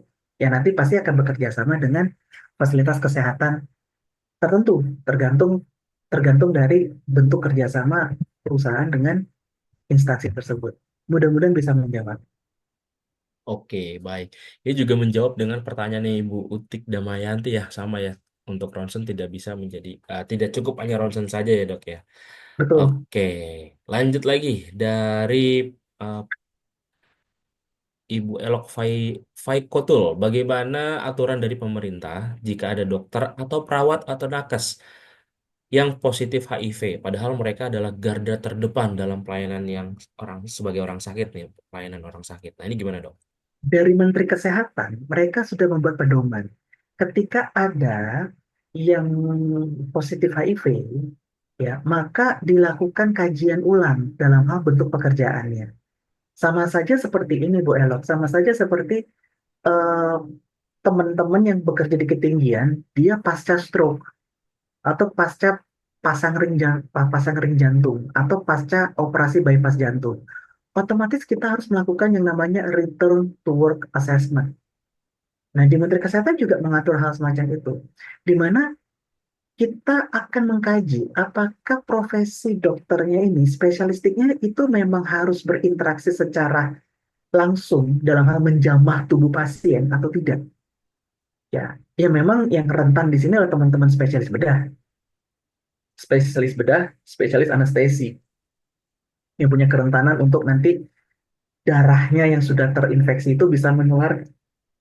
Sehingga untuk para spesialis bedah dan para spesialis anestesi, mereka itu akan ditawarkan untuk tidak melakukan tindakan operasi atau tindakan invasif kita bilang. Mereka akan ditempatkan sebagai konsultan atau dimutasikan sebagai misalkan ketua komite tertentu atau ketua P2K3, anything else begitu. Ya, tapi kalau untuk dokter spesialis ataupun juga perawat ataupun juga tenaga paramedis lainnya yang memang tidak bersentuhan langsung, ya tidak saling menjamah gitu ya, kalau saya bahasakan, tidak saling menjamah, maka mereka masih bisa untuk memberikan pelayanan kepada para pasien, ya dengan batasan-batasan yang ditetapkan oleh pihak rumah sakit sesuai dengan kaidah K3 yang berlaku baik dari sisi Menteri Kesehatan ataupun dari Menteri Tenaga Kerja. Begitu. Ini sudah diatur dan mereka harus melakukan yang namanya return to work assessment. Ya, mudah-mudahan bisa menjawab. Oke, baik. Kita lanjut lagi, Pak Muhammad Abdul Aziz. Dalam penanggulangan penyakit menular di tempat kerja, siapa saja sih dok yang perlu dilibatkan? Gampangnya Pak Abdul adalah di tempat Pak Abdul kalau sudah pernah membentuk satuan tugas COVID, orang-orang itulah yang dilibatkan. Ya, satuan tugas COVID itu pasti akan melibatkan teman-teman dari safety, dari health, dan dari HRD, ditambah general affair. Ya, HRD dalam hal pengaturan medical benefit. General affair nanti di dalam pengaturan transportasi dan akomodasi. Ya, dan juga kalau untuk safety dan health udah jelas kan. Konteksnya adalah memberikan perlindungan, memastikan bahwa lingkungan kerja ini tidak terkena dampak dari penyakit menular tempat kerja tersebut. Jadi, titipan pesan buat teman-teman, kalau di tempat Anda sudah pernah punya satuan tugas COVID, maka revitalisasikan lagi satuan tugas COVID ini sebagai satuan tugas penyakit menular. komposisinya sama pada dasarnya. Kalau teman-teman menyimak, terkhusus untuk yang tim DOTS perusahaan, komposisinya sama dengan Satgas COVID sebenarnya. Tinggal kita berdayakan kembali, kita revitalisasi lagi Satgas yang sudah tutup buku itu semenjak dinyatakan apa kondisi darurat bencana sudah dicabut oleh pemerintah. Mudah-mudahan bisa menjawab. Oke, baik. Lanjut lagi. Seperti itu ya, Pak Abdul, untuk jawabannya. Dari Pak Cahyadi, bisakah dijelaskan, Dok, aturan apa yang membolehkan rahasia medis karyawan itu bisa dibuka ke direksi atau P2K3? Jawaban utamanya Undang-Undang Kesehatan Nomor 17 Tahun 2023 Pasal 4 Ayat 4, di mana di dalam butir butir D disebutkan kerahasiaan data, ya, kesehatan pribadi dari individu, kerahasiaan itu tidak berlaku pada kondisi memberikan upaya perlindungan terhadap bahaya ancaman keselamatan orang lain, ya, secara individu atau secara masyarakat. Pekerja adalah masyarakat, masyarakat yang spesifik ada di dalam area kerja. Jadi, ya, sangat tidak apa-apa untuk kita memberikan rahasia tersebut kepada orang-orang yang memang punya kebijakan strategis. Karena kalau mereka nggak tahu, bahaya. Begitu. Apalagi ini nanti hubungan yang poin tadi, upaya perlindungan terhadap bahaya ancaman keselamatan orang lain, itu nanti nyambung ke butir B, penanggulangan KLB wabah atau bencana. Jangan sampai timbul klaster, gitu loh. Kan nggak lucu ya, ada klaster HIV gitu kan di tempat kerja. Oleh karena eh, mentang-mentang ini kan rahasia, jadi direksi nggak boleh tahu gitu. Siapa nih karyawannya memang positif, terus karyawannya punya motivasi buruk, dia menyebarkan darahnya cipratin kemana-mana gitu. Itu kan hal yang berbahaya. Jadi aturan yang sangat jelas itu sudah diatur di dalam Undang-Undang Kesehatan. Ya, Undang-Undang Nomor 17 Tahun 2023 Pasal 4 Ayat 4. Ya, mudah-mudahan bisa menjawab. Oke, baik. Seperti itu ya, Pak Cahyadi, untuk jawabannya. Nah, untuk teman-teman semuanya yang ingin bertanya langsung, silahkan bisa klik raise hand. Nanti kita akan berikan kesempatan untuk bisa bertanya dengan Dr. Wendri. Nah, ini sudah ada yang bertanya. Silahkan kepada Pak Rojudin. Bisa di-unmute terlebih dahulu, atau Pak Rashid. Silahkan, Pak Rojudin atau Pak Rashid. Bisa di-unmute. Oke, Pak Rashid, silahkan, Pak. Oke dok, terima kasih. Eh, kita mau tanya sedikit juga ini soal apa namanya? Soal HIV/AIDS. Nah, dunia tambang dan dunia proyek ini bukan saja jalan yang berlubang, tapi lubang juga berjalan ya. Iya, Sudah betul. bukan rahasia lagi dok. Nah, eh, yang sering kita dilema di lapangan itu, ini soal pertumbuhan pekerja seks komersial di Hmm. area tambang yang tidak terkoordinir dalam artian dia solo karir gitu dok. Oke, paham. Dia solo karir. Nah, mau kita kebijakan guling kepala sambil koprol-koprol juga nggak bakal dong, nggak bakal ya namanya orang kerja jauh dari keluarga. Terus kemudian apa namanya bukan saja kepala atas yang sakit, tetapi kepala bawah juga sakit kan. Nah kita juga nggak bisa mencampuri urusan apanya privasinya dia dok. Nah itu persoalan pertama dok. Yang kedua dok, soal HBsAg yang reaktif dok, Hmm. apakah diperbolehkan bekerja atau tidak gitu dok? Ya terima kasih dok. Baik, Bung. Ini pertanyaan sangat bagus sebenarnya karena yang sering terlupakan adalah karyawan tuh punya kewajiban juga, Bung. Kewajiban yang sudah diatur di dalam Undang-Undang Kesehatan Nomor 17 Tahun 2023 Pasal 100, yaitu apa? Wajib menciptakan tempat kerja yang sehat. Artinya apa? Artinya kalau kita punya teman ini, ya, kita punya teman mereka perlu pengobatan untuk sakit kepala bawah, begitu ya. Yaitu dorang pengurusan, mereka punya urusan. Tapi jangan sampai dorang membawa oleh-oleh ke dalam tambang. Oleh-olehnya bisa menimbulkan kehancuran tambang. Itulah kenapa di dalam Undang-Undang Kesehatan Pasal 100 ayat 2 disebutkan, karyawan pun wajib menciptakan tempat kerja yang sehat. ditambah lagi menaati peraturan K3 yang berlaku di tempat kerjanya. Nah, di sini sebenarnya Bung Tuni, Bung perusahaan ini harus membuka kelas pendidikan bagi semua pekerja tentang bahaya HIV itu bagaimana dan bagaimana mencegah. Ya, salah satu kan ya kita kita semua bekerja kan pasti menggunakan alat pelindung diri toh. Nah, sama juga ketika kita mau ingin bertemu dengan lubang, ya harus pakai alat pelindung diri kan, confined space toh. Ya, ya alat pelindung diri apa yang kita pakai? Ya kondom jawabannya. Nah, ini yang harus diberikan edukasi secara intens kepada teman-teman pekerja tanpa terkecuali melalui apa? Melalui kelas pendidikan dan pelatihan tadi yang isinya 6 jam pelajaran tersebut supaya teman-teman punya punya tanggung jawab, punya punya tanggung jawab moral. Oh ya, ini beta harus jaga nih teman-teman biar teman-teman tidak tertular dari beta.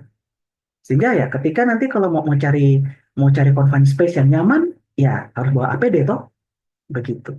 Ya, memang betul. Orang mau kemana-mana itu hak asasi.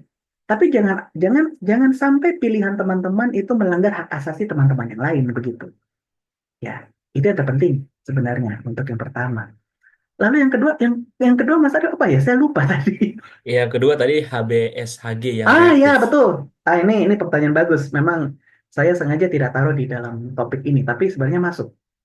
Jadi sama seperti COVID. Ketika kita tes antigen COVID, kita tidak langsung serta-merta mengatakan, oh iya, Alit positif COVID. Tidak bisa. Dia harus bawa untuk tes PCR. Zaman COVID dulu ya. Nah, sama juga dengan hepatitis B. Hepatitis B, ketika antigennya positif, kita tidak bisa katakan, Ale positif hepatitis B, saya bisa kerja. Tidak bisa begitu. Karena sudah ada aturannya.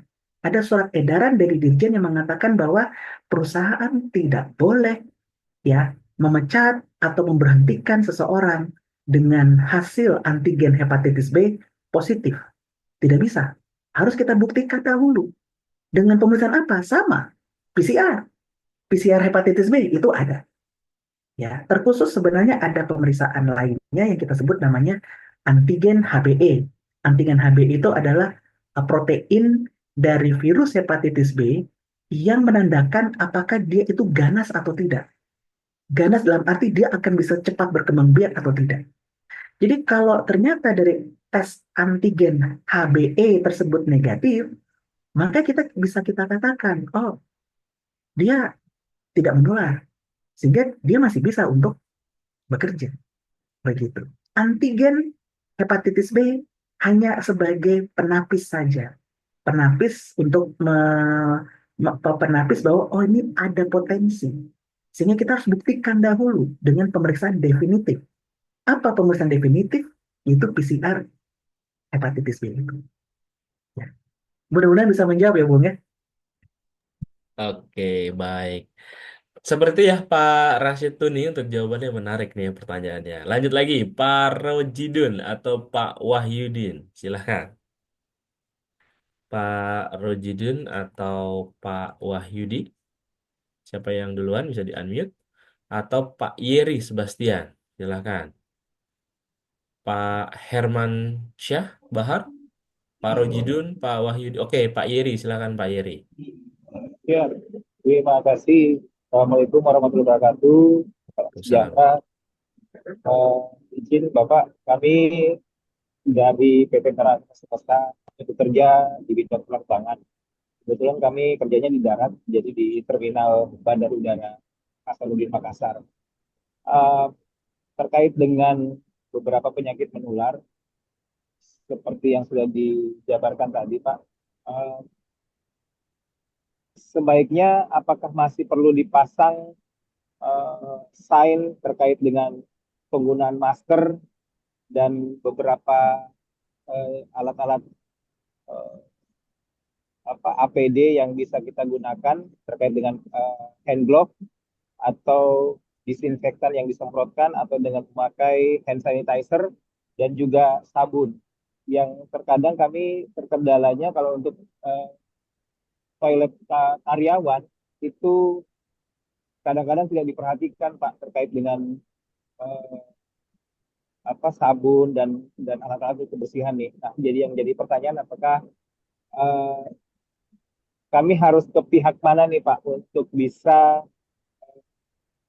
mendapatkan sosialisasi terkait dengan eh, kebersihan dan penanggulangan penyakit menular ini Pak kalau untuk di bandara. Sebenarnya ada KKP Pak, tapi eh, sepertinya agak kurang ini Pak, kurang berjalan ini eh, sosialisasinya Pak terkait dengan hal tersebut. Terima kasih Pak.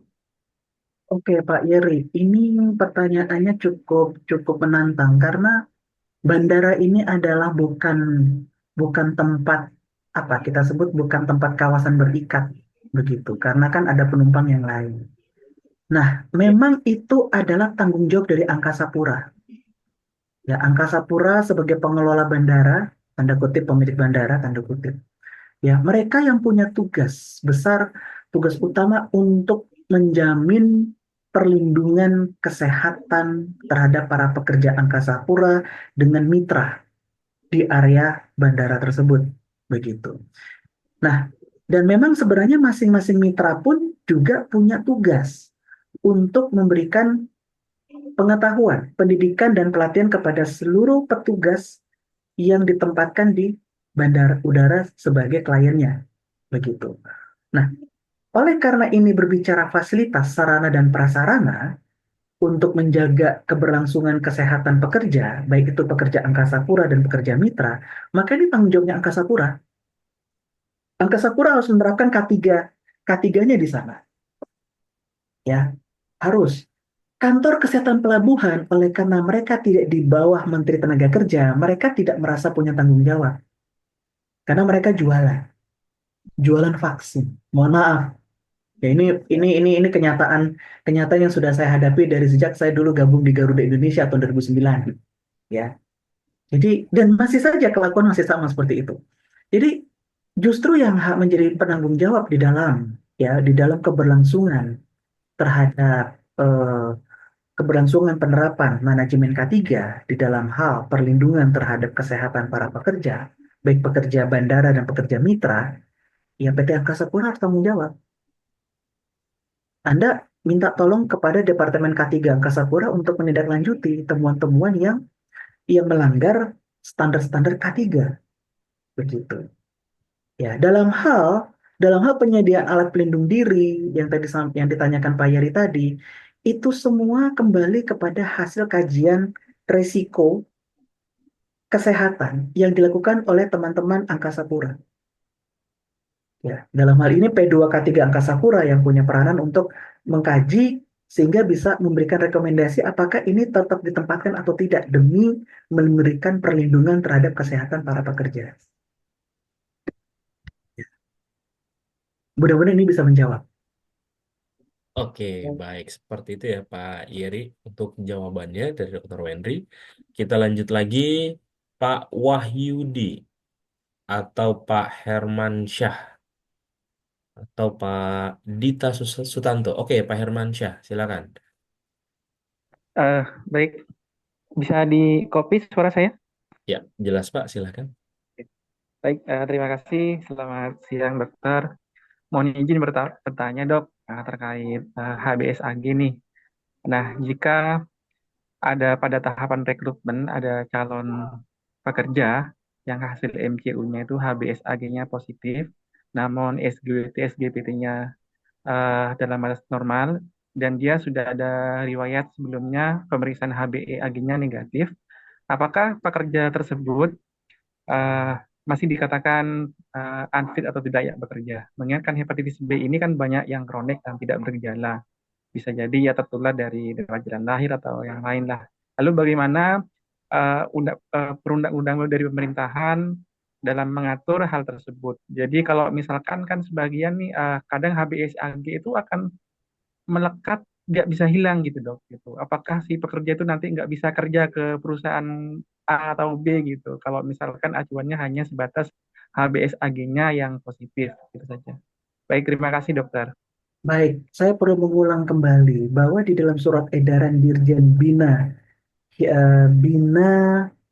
Hubungan Industrial tahun nomor 3 tahun 97. Dalam surat edaran sudah disebut, pemeriksaan antigen hepatitis B bukan untuk rekrutmen, karena itu diskriminasi. Kenapa diskriminasi? Saya bisa bertanya, apakah memang jabatan kerja yang dilamar oleh kandidat tersebut adalah sebagai pekerja seks, atau sebagai dokter, atau sebagai perawat? Ya memang mereka kerjanya adalah ya berenang di dalam cairan darah begitu. Kalau tidak, maka itu tidak boleh dijadikan syarat untuk menerima karyawan tersebut. Ya, kalau itu dipakai dalam arti ini, Pak Herman, oh, jangan pakai nama orang di sini lah. Kalau ada kandidat, dia tes antigen hepatitis B positif sesuai dengan deskripsi yang disampaikan oleh Pak Hermansyah, dan perusahaan itu menolak dengan alasan bahwa dia punya antigen hepatitis B, maka perusahaan itu bisa kita bawa ke pengadilan oleh karena pelanggaran Undang-Undang Hak Asasi Manusia. Ya, lain persoalan kalau dia melamar sebagai pekerja seks, jadi gigolo, lain cerita. Lain cerita. Karena pekerja seks, dia punya kerentanan. Mereka punya risiko untuk tertular cairan darah. Karena tukar cairan, toh. Ya, kalau tadi si Bung siapa tadi itu? Bung Abdul Tony. tadi bilang, Iya, eh apa, lubang lubang lubang berjalan, berjalan. begitu kan? Ya, karena ada risiko. Dan memang kerjanya berisiko, si pekerja seks tersebut. Dokter, paramedik yang bekerja di rumah sakit, mereka berisiko karena pasien datang membawa cairan tubuh mereka yang infeksius. Salah satunya bisa infeksius hepatitis B. Begitu. Jadi tidak boleh. Ya, sekali berani ada perusahaan melakukan itu, enak sekali kita bawa ke pengadilan. Karena itu udah pelanggaran hak asasi manusia. Ya, ditambah lagi sudah jelas, SGOT, SGPT, pemeriksaan fungsi hatinya normal. Antigen HbE-nya negatif, artinya dia tidak menular. Artinya apa? Artinya dia bukan penular aktif. Penular pasif pun tidak. Dia hanya punya riwayat saja terkena infeksi hepatitis B. Riwayat ya. Riwayat itu seperti saya punya tangan ini, kelihatan nggak? Ya, ini punya ada bekas luka. Nah, ini kan bukan berarti bahwa saya memang memang masih tetap luka sampai sekarang. Bekas luka. Masa orang bekas luka ditolak? Begitu. Nah, ini konsep berpikir ini yang harus diubah. Ya, konsep berpikir manajemen perusahaan yang salah, yang keliru ini harus diubah. Terkhusus sejak dari tahun 97 hingga sekarang, surat edaran ini masih tetap berlaku. Bahwa pemeriksaan antigen hepatitis B tidak boleh dipergunakan sebagai syarat rekrutmen. Tidak boleh. Sama juga dengan,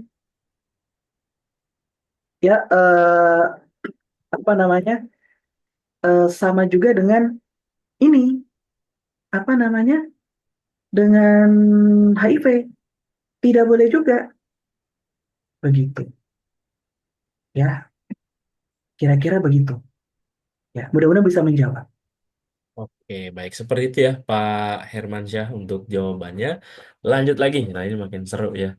Pak Dita Sutanto atau Pak Rihar Ardiansyah. Pak Dita atau Pak Rihar Ardiansyah? Oke, Pak Dita, silakan. Baik, terima kasih dok. Ya, Assalamualaikum warahmatullahi wabarakatuh. Assalamualaikum. Mau tanya dok, ini kan saya juga bekerja di salah satu kontraktor ya. Ini masalah saya di subkon Pak. Itu kebiasaan pekerja itu dia minum menggunakan gelas yang sama Pak. Bahkan sampai 10 bahkan lebih itu dengan satu gelas. Nah itu kan saya susah untuk menjelaskan ke pekerja. Nah, itu sebenarnya dampak atau penularan penyakit apa sih Pak kalau dia menggunakan dengan gelas yang sama agar saya bisa edukasi ke pekerja. Padahal kita sudah menyediakan gelas tapi mereka tetap aja gelas itu berganti. Mungkin itu aja sih Pak.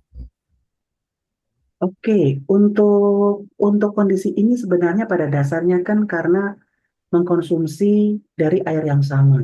Jadi resiko untuk bisa terkena penyakit akibat penularan lewat air yang tercemar itu yang akan mungkin terjadi. Misalkan bisa terkena penyakit kolera gitu ya, atau terkena penyakit tifus ya, ataupun juga bakteri-bakteri lain ataupun parasit ya yang bisa berkembang biak di dalam air yang tercemar tersebut ya. Tidak selalu tidak selalu kepada aspek cairan tubuh. Belum tentu juga. Kenapa? Karena kalau kita bicara cairan tubuh, yaitu berbicara dari sisi virus, virus tidak akan bisa hidup di luar dari inang. Dia harus bisa hidup di dalam makhluk hidup. Air kan bukan makhluk hidup. Air itu kan makhluk mati. Jadi kalau sampai virus itu masuk ke dalam air, dia tidak bisa bertahan. Karena tidak bisa berkembang biak karena tidak ada host, kita kita sebut begitu. Jadi yang paling mungkin akan bisa tertular dari air yang dikonsumsi bersama dan mungkin sumber airnya juga mungkin sudah tercemar adalah ya penyakit kolera, penyakit tifus, ya penyakit leptospira, legionella dan lain sebagainya. Begitu. Mudah-mudahan bisa menjawab.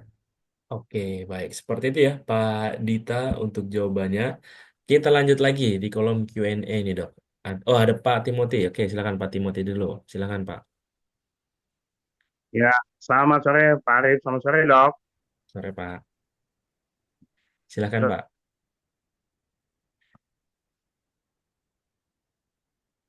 Suaranya belum terdengar, Pak Timothy. Pak Timothy.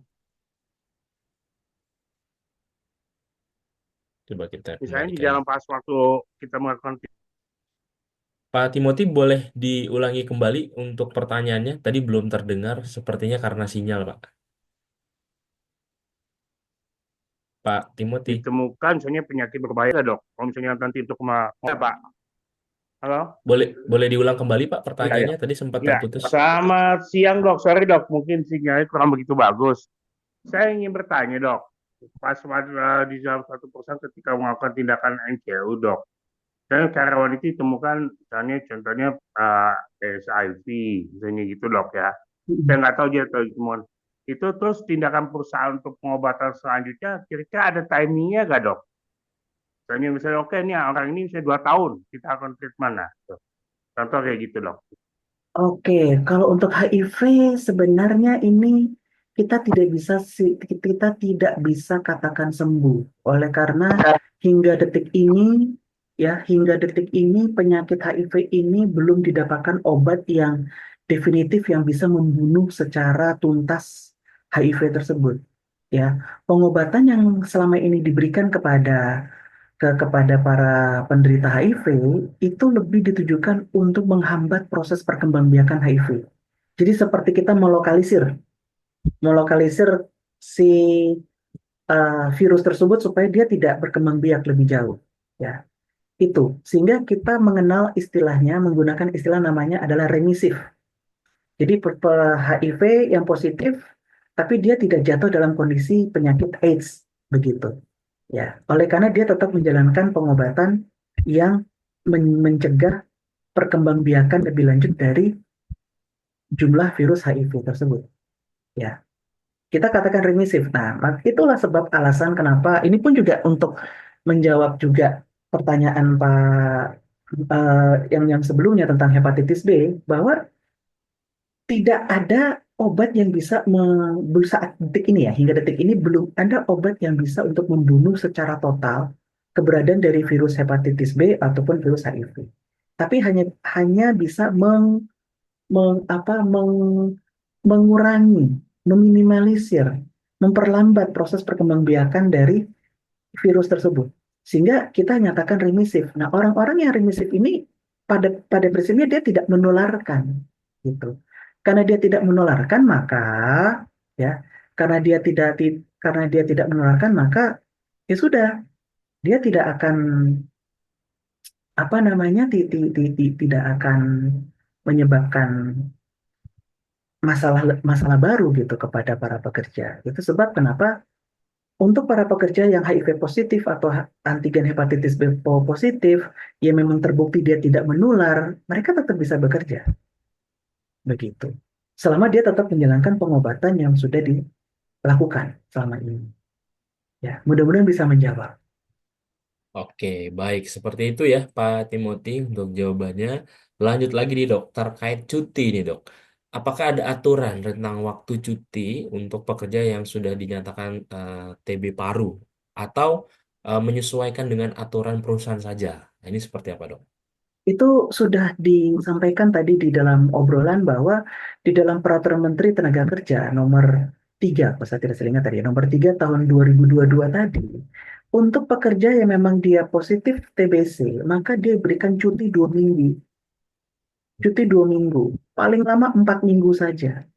Sampai dalam rentang waktu 2 hingga 4 minggu dia cuti, dia dinyatakan tidak menular, maka dia bisa kembali bekerja di kantornya. Ya, nah ini dan sebenarnya pedoman ini sudah ada sebelum Peraturan Menteri Tenaga Kerja ini terbit. Ya, itu sudah ada dari tahun 2008, seingat saya, 2006 atau 2008, pedoman pengendalian TBC tempat kerja, ya pedoman yang dibuat bersama-sama oleh Kementerian Tenaga Kerja dan Kementerian Kesehatan yang menjelaskan bahwa karyawan yang positif TBC berdasarkan hasil tes cepat molekuler atau pemeriksaan darah DTA, maka mereka cuti sakit dulu selama 2 hingga 4 minggu tersebut. Ya, baru nanti ketika dinyatakan tidak menular, baru dia bisa kembali bekerja. Mudah-mudahan itu bisa menjawab. Oke, baik. Seperti itu ya Ibu Dewi untuk jawabannya. Kemudian terkait dengan dokumen bukti surveillance lingkungan nih dok. Lingkungan kerja untuk kasus TB dari Ibu Utik. Ini gimana dok untuk dokumen bukti surveillance-nya? Dokumen bukti surveillance Anda bisa berkoordinasi dengan puskesmas setempat sebenarnya. Karena nanti ketika kita menemukan ada karyawan terduga TBC, kita akan mengirimkan karyawan tersebut ke puskesmas. Untuk puskesmas akan melakukan pemeriksaan dan termasuk di dalamnya surveillance. Nah, nanti makanya harus ada MOU antara perusahaan dengan puskesmas. Dalam hal apa? Dalam hal koordinasi pelaporan. Dalam hal misalkan Bu Utik butuh butuh laporan surveillance, ya surveillance terkait tentang kasus TB, Anda bisa minta tolong puskesmas untuk memberikan. Kalau memang di tempatnya Bu Utik tidak ada dokter perusahaan Anda gitu. Tapi kalau di tempat Bu Utik ada dokter perusahaan, maka dokter perusahaan yang bisa membuat pelaporan surveillance tersebut. Bentuk dokumen buktinya seperti apa? Iya, laporan survei. Ya, bahwa dari apa kegiatan penemuan kasus aktif baru melalui medical check up ataupun juga melalui kunjungan berobat sakit, kita bisa menjaring ada sekian orang yang terduga TBC dan kita tindak lanjut dengan pemeriksaan definitif. Itu sudah laporan surveillance. Begitu. Ya. Jadi Oh, silakan dilihat apakah ini Anda punya dokter perusahaan atau tidak. Kalau tidak, Anda bisa koordinasi dengan puskesmas yang sudah bekerja sama dengan perusahaan itu. Mudah-mudahan bisa membantu jawabannya. baik. Seperti itu ya Ibu Utik jawabannya. Lanjut lagi dari Ibu Sihrani. Terkait petugas yang terpajan pajanan infeksius yang tidak jelas sumbernya setelah dilakukan cek triple H di sewaktu kena dan kedua setelah sebulan hasilnya negatif triple H. Apakah masih perlu dilakukan yang ketiga? Kemudian untuk petugas ruang isolasi TB airborne-nya, apakah perlu screening cek berkala setiap tahunnya, Dok? Silakan. Oke, ini dengan asumsi ya, dengan asumsi bahwa yang dimaksud dengan triple H ini adalah tes TBC, ya, periksa dahak, ya, kalau saya boleh menebak. Tapi silakan nanti Bu Rani bisa koreksi kalau saya salah menangkap, ya.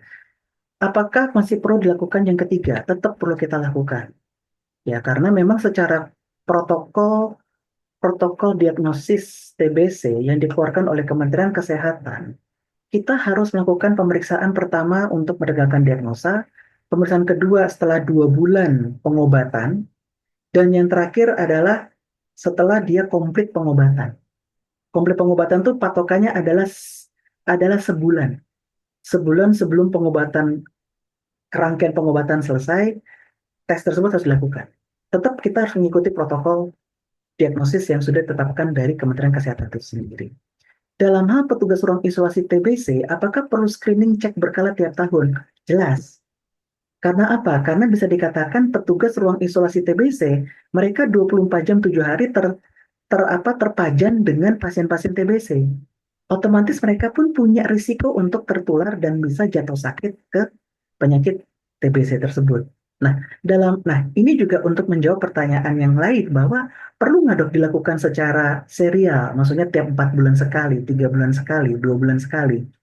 Jawabannya kembali kepada kebijakan. Kebijakan dalam pengertian, kalau dari hasil identifikasi bahaya biologi dan pengkajian risiko penyakit, teman-teman ya, pengkajian risiko penyakit ternyata tingkatan risiko penularannya itu tinggi sekali oleh karena memang berinteraksi dengan sumber bahaya tersebut 24 jam 7 hari, maka diperbolehkan untuk melakukan pemeriksaan lebih sering. Ya, per 3 bulan, per 4 bulan, itu boleh. Ya, disesuaikan dengan kemampuan dari instansi. Karena ini kan bicara anggaran sebenarnya. Ya, bicara anggaran, saya harus alokasi anggaran untuk pemeriksaan serial ini ya yang berbeda dengan teman-teman yang cuma setahun sekali ini sampai 5 kali atau 6 kali dalam setahun gitu. Kita harus siapin anggaran ya. Mudah-mudahan bisa menjawab pertanyaannya. Oke, baik. Ini menjawab pertanyaan juga dari Pak Rashid ya, tadi terkait dengan 4 bulan sekali atau tidak. Oke, Bu Rani dan Pak Rashid seperti itu jawabannya. Kemudian, oh ini masih perihal cuti tadi nih. Jika pasien TB paru sudah selesai cuti, sakit selama 2 sampai 4 minggu, untuk evaluasi return to work-nya cukup dengan hasil TCM dan ronsen atau dari fisik saja, dok? TCM, jawabannya jelas TCM. Kalau sudah dilakukan tes cepat molekuler dan ternyata terbukti bahwa si apa ternyata ternyata terbukti bahwa tidak ditemukan ya bakteri TBC yang secara jumlah ataupun secara agresivitas bisa menular, kita bisa nyatakan karyawan itu bisa kembali bekerja ya. Karena kembali indikator menular atau tidak adalah bakterinya, begitu indikatornya. Jadi kita harus memeriksa indikator bakterinya. Dalam hal ini adalah melalui tes cepat molekuler. Mudah-mudahan bisa menjawab. Oke, seperti itu ya Bu Dewi untuk jawabannya. Satu pertanyaan lagi dok dari Murtala Tala. Bagaimana cara perusahaan mengatasi serta menangani para pekerja yang menolak untuk mematuhi protokol kesehatan terkait penyakit menular ini dok? Silakan. Eh, Perusahaan mengatasi menangani pekerja yang menolak SP1 karena sudah ada dituangkan di dalam Undang-Undang Kesehatan Nomor 17 Tahun 2023 bahwa pekerja wajib menaati peraturan K3 yang diberlakukan di tempat kerja. Kenapa perusahaan memberlakukan peraturan tersebut? Dalam rangka memberikan perlindungan kesehatan kepada seluruh tenaga kerja tanpa terkecuali. Jadi kalau ada satu yang nggak mau patuh, artinya kan dia menjadi sumber bahaya bagi teman-teman kerja yang lain, yang nanti akan bisa berdampak kepada gangguan operasional dari perusahaan, bahkan mungkin bisa membuat yang bisa membuat perusahaan itu stand down atau shutdown. Jadi kalau dia menolak, ya kita bisa berikan SP1. Ya. Kalau memang penolakan yang dilakukan itu memang akan berdampak langsung kepada bahaya bahaya dari komunitas pekerja itu sendiri.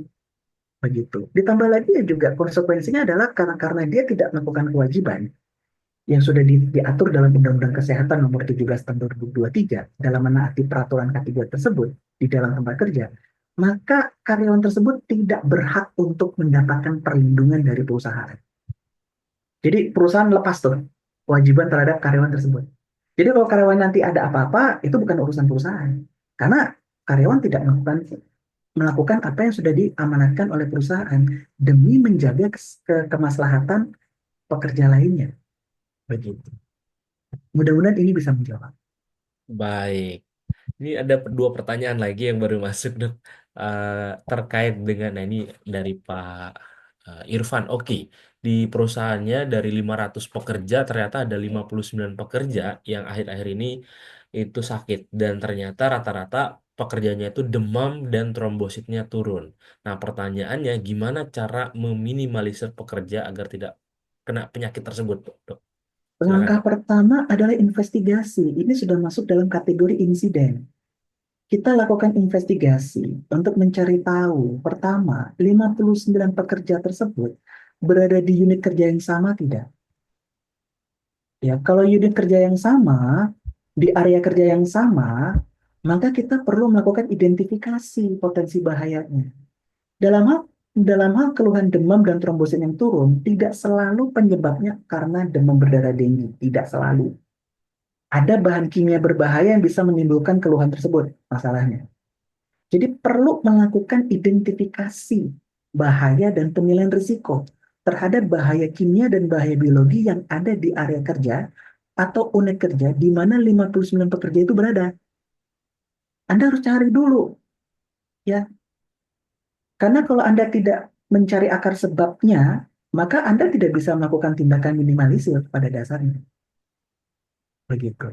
Ya, jadi fokus kepada mencari akar sebabnya. Carilah bahaya kimia atau bahaya biologi yang memang secara referensi bisa menimbulkan kedua keluhan tersebut. Disinilah dokter kesehatan kerja Anda libatkan untuk membantu. Ya, dokter kesehatan kerja, ahli higiene industri, ya, untuk membantu di dalam identifikasi tersebut. Mudah-mudahan bisa menjawab. Oke, baik. Satu pertanyaan lagi dari Pak Bunidi, Dok. Apakah dalam sistem kerja roster, ketika kita sakit dalam periode cuti roster, apakah itu diperhitungkan sebagai waktu cuti roster, Dok? Oke, kalau ini pendapat pribadi saya ya, pendapat pribadi saya adalah ini masuk sebagai waktu cuti roster. Karena kan Anda, oleh karena yang bersangkutan, itu menderita sakit tidak saat on duty, begitu. Ya, tidak saat on duty, saat off duty. Jadi itu sudah masuk ke dalam bagian ya cuti. Lain ceritanya ketika menjelang mau on duty, sakit. Dan dari kajian dokternya mengatakan, oh dia harus diistirahatkan terlebih dahulu. Karena fungsi tubuhnya tidak baik, tidak bisa untuk produktif.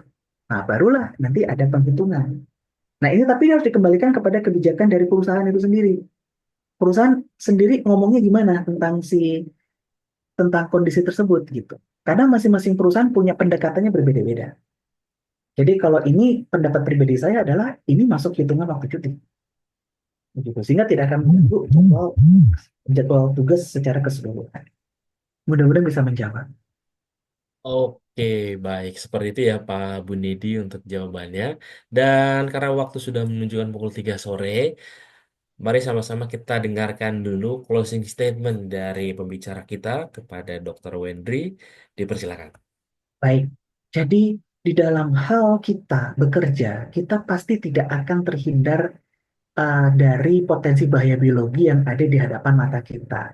Adanya hewan, adanya tumbuhan, ada tanaman, adanya serangga, dan juga keberadaan dari reservoir-reservoir, ya baik itu dari air, dari tanah, dari makanan, dari udara, yang bisa menimbulkan penyakit infeksi di dalam tubuh kita. Sehingga penting sekali untuk kita berkontribusi aktif bersama-sama dengan perusahaan di dalam menciptakan lingkungan tempat kerja yang sehat, bebas dari penyakit infeksi menular, ya.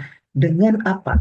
Dengan kita memiliki pengetahuan yang baik, kewaspadaan yang baik tentang bahaya penyakit infeksi tersebut, dan melakukan bagian di dalam menjalankan perilaku hidup sehat dan perilaku hidup bersih sebagai kontribusi aktif kita dalam membantu perusahaan dengan program-program pencegahan dan pengendalian infeksinya supaya seluruh pekerja terbebas dari penyakit infeksi dan perusahaan terbebas dari potensi terjadinya kejadian luar biasa ataupun wabah dan kita akan bisa mendapatkan manfaat dari program tersebut yaitu kita bekerja sehat, kita bekerja aman, kita bekerja produktif dan kita bisa mendapatkan profit dari hasil kerja kita. Demikian penutup dari saya dan terima kasih buat perhatian teman-teman. Baik, terima kasih banyak Dr. Wendri dan juga teman-teman semuanya luar biasa untuk materi hari ini ya, sangat menarik sekali. Dan untuk teman-teman semuanya jangan lupa untuk mengisi absensi yang sudah diberikan di kolom chat Zoom ya. Silakan teman-teman bisa diisi kembali buat teman-teman yang belum mengisi absensi karena untuk absensi hanya bisa diisi pada saat Zoom ini masih berlangsung. Ketika nanti sudah selesai maka otomatis absensi akan tertutup ya. Silakan teman-teman bisa diisi kembali. Baik, nah teman-teman semuanya pastikan nanti teman-teman juga join ke dalam grup Telegram Kolega Media Tama untuk bisa mendapatkan link cepat untuk webinar Sabtu depan dan hadir kembali untuk webinar Sabtu depan bersama dengan beberapa pembicara yang menarik juga dan tentunya materinya beda-beda. Dan sebelum kita closing, teman-teman semuanya dan juga Dr. Wendri, kita akan berikan satu door prize dulu ya untuk satu orang pemenang. Dan door prize ini adalah sertifikasi auditor SMK 3. Dan nanti teman-teman yang namanya muncul silahkan klik raise hand. Dan persyaratannya adalah harus sudah pernah mengikuti sertifikasi ahli K3 umum terlebih dahulu. Kita putarkan. Selamat kepada Adibia Sajidah Hanif. Apakah ada? Ada? Wah, tidak ada. Kita putarkan lagi.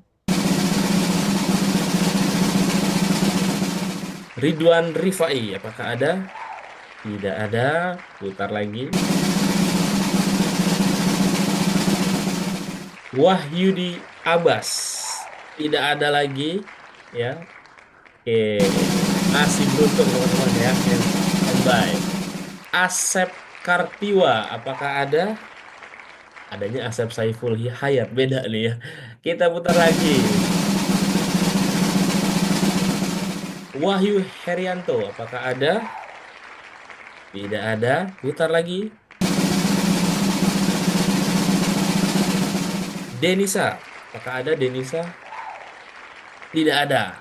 Oke, putar lagi. Tuti. Apakah ada Tuti? Saya cek dulu. Tidak ada lagi ya. Oke, kita putar lagi. Yudi Syahputra. Apakah ada? Tidak ada. Oke, masih ada kesempatan teman-teman. Eko Agustinus Sinaga. Akhirnya ada juga. Selamat kepada atas nama Bapak Eko Agustinus Sinaga mendapatkan satu door prize sertifikasi auditor SMK 3 persembahan dari Media Tama Academy. Dan setelah ini saya akan japri Pak Eko terkait dengan persyaratan-persyaratannya. Dan terima kasih banyak teman-teman semuanya dan juga Dr. Wendri khususnya sudah sharing di materi kita hari ini. Dan nanti kita adakan kembali materi-materi yang menarik bersama Dr. Wendri teman-teman semuanya. Jadi jangan lupa untuk hadir terus setiap Sabtu ya. Itu saja teman-teman semuanya, jangan lupa mengisi absensi. Akhir kata saya mengucapkan terima kasih banyak dan sampai berjumpa kembali di Sabtu depan. Sampai bertemu lagi Dr. Wendri. Terima kasih banyak Dr. Wendri dan juga teman-teman Sama-sama. semuanya.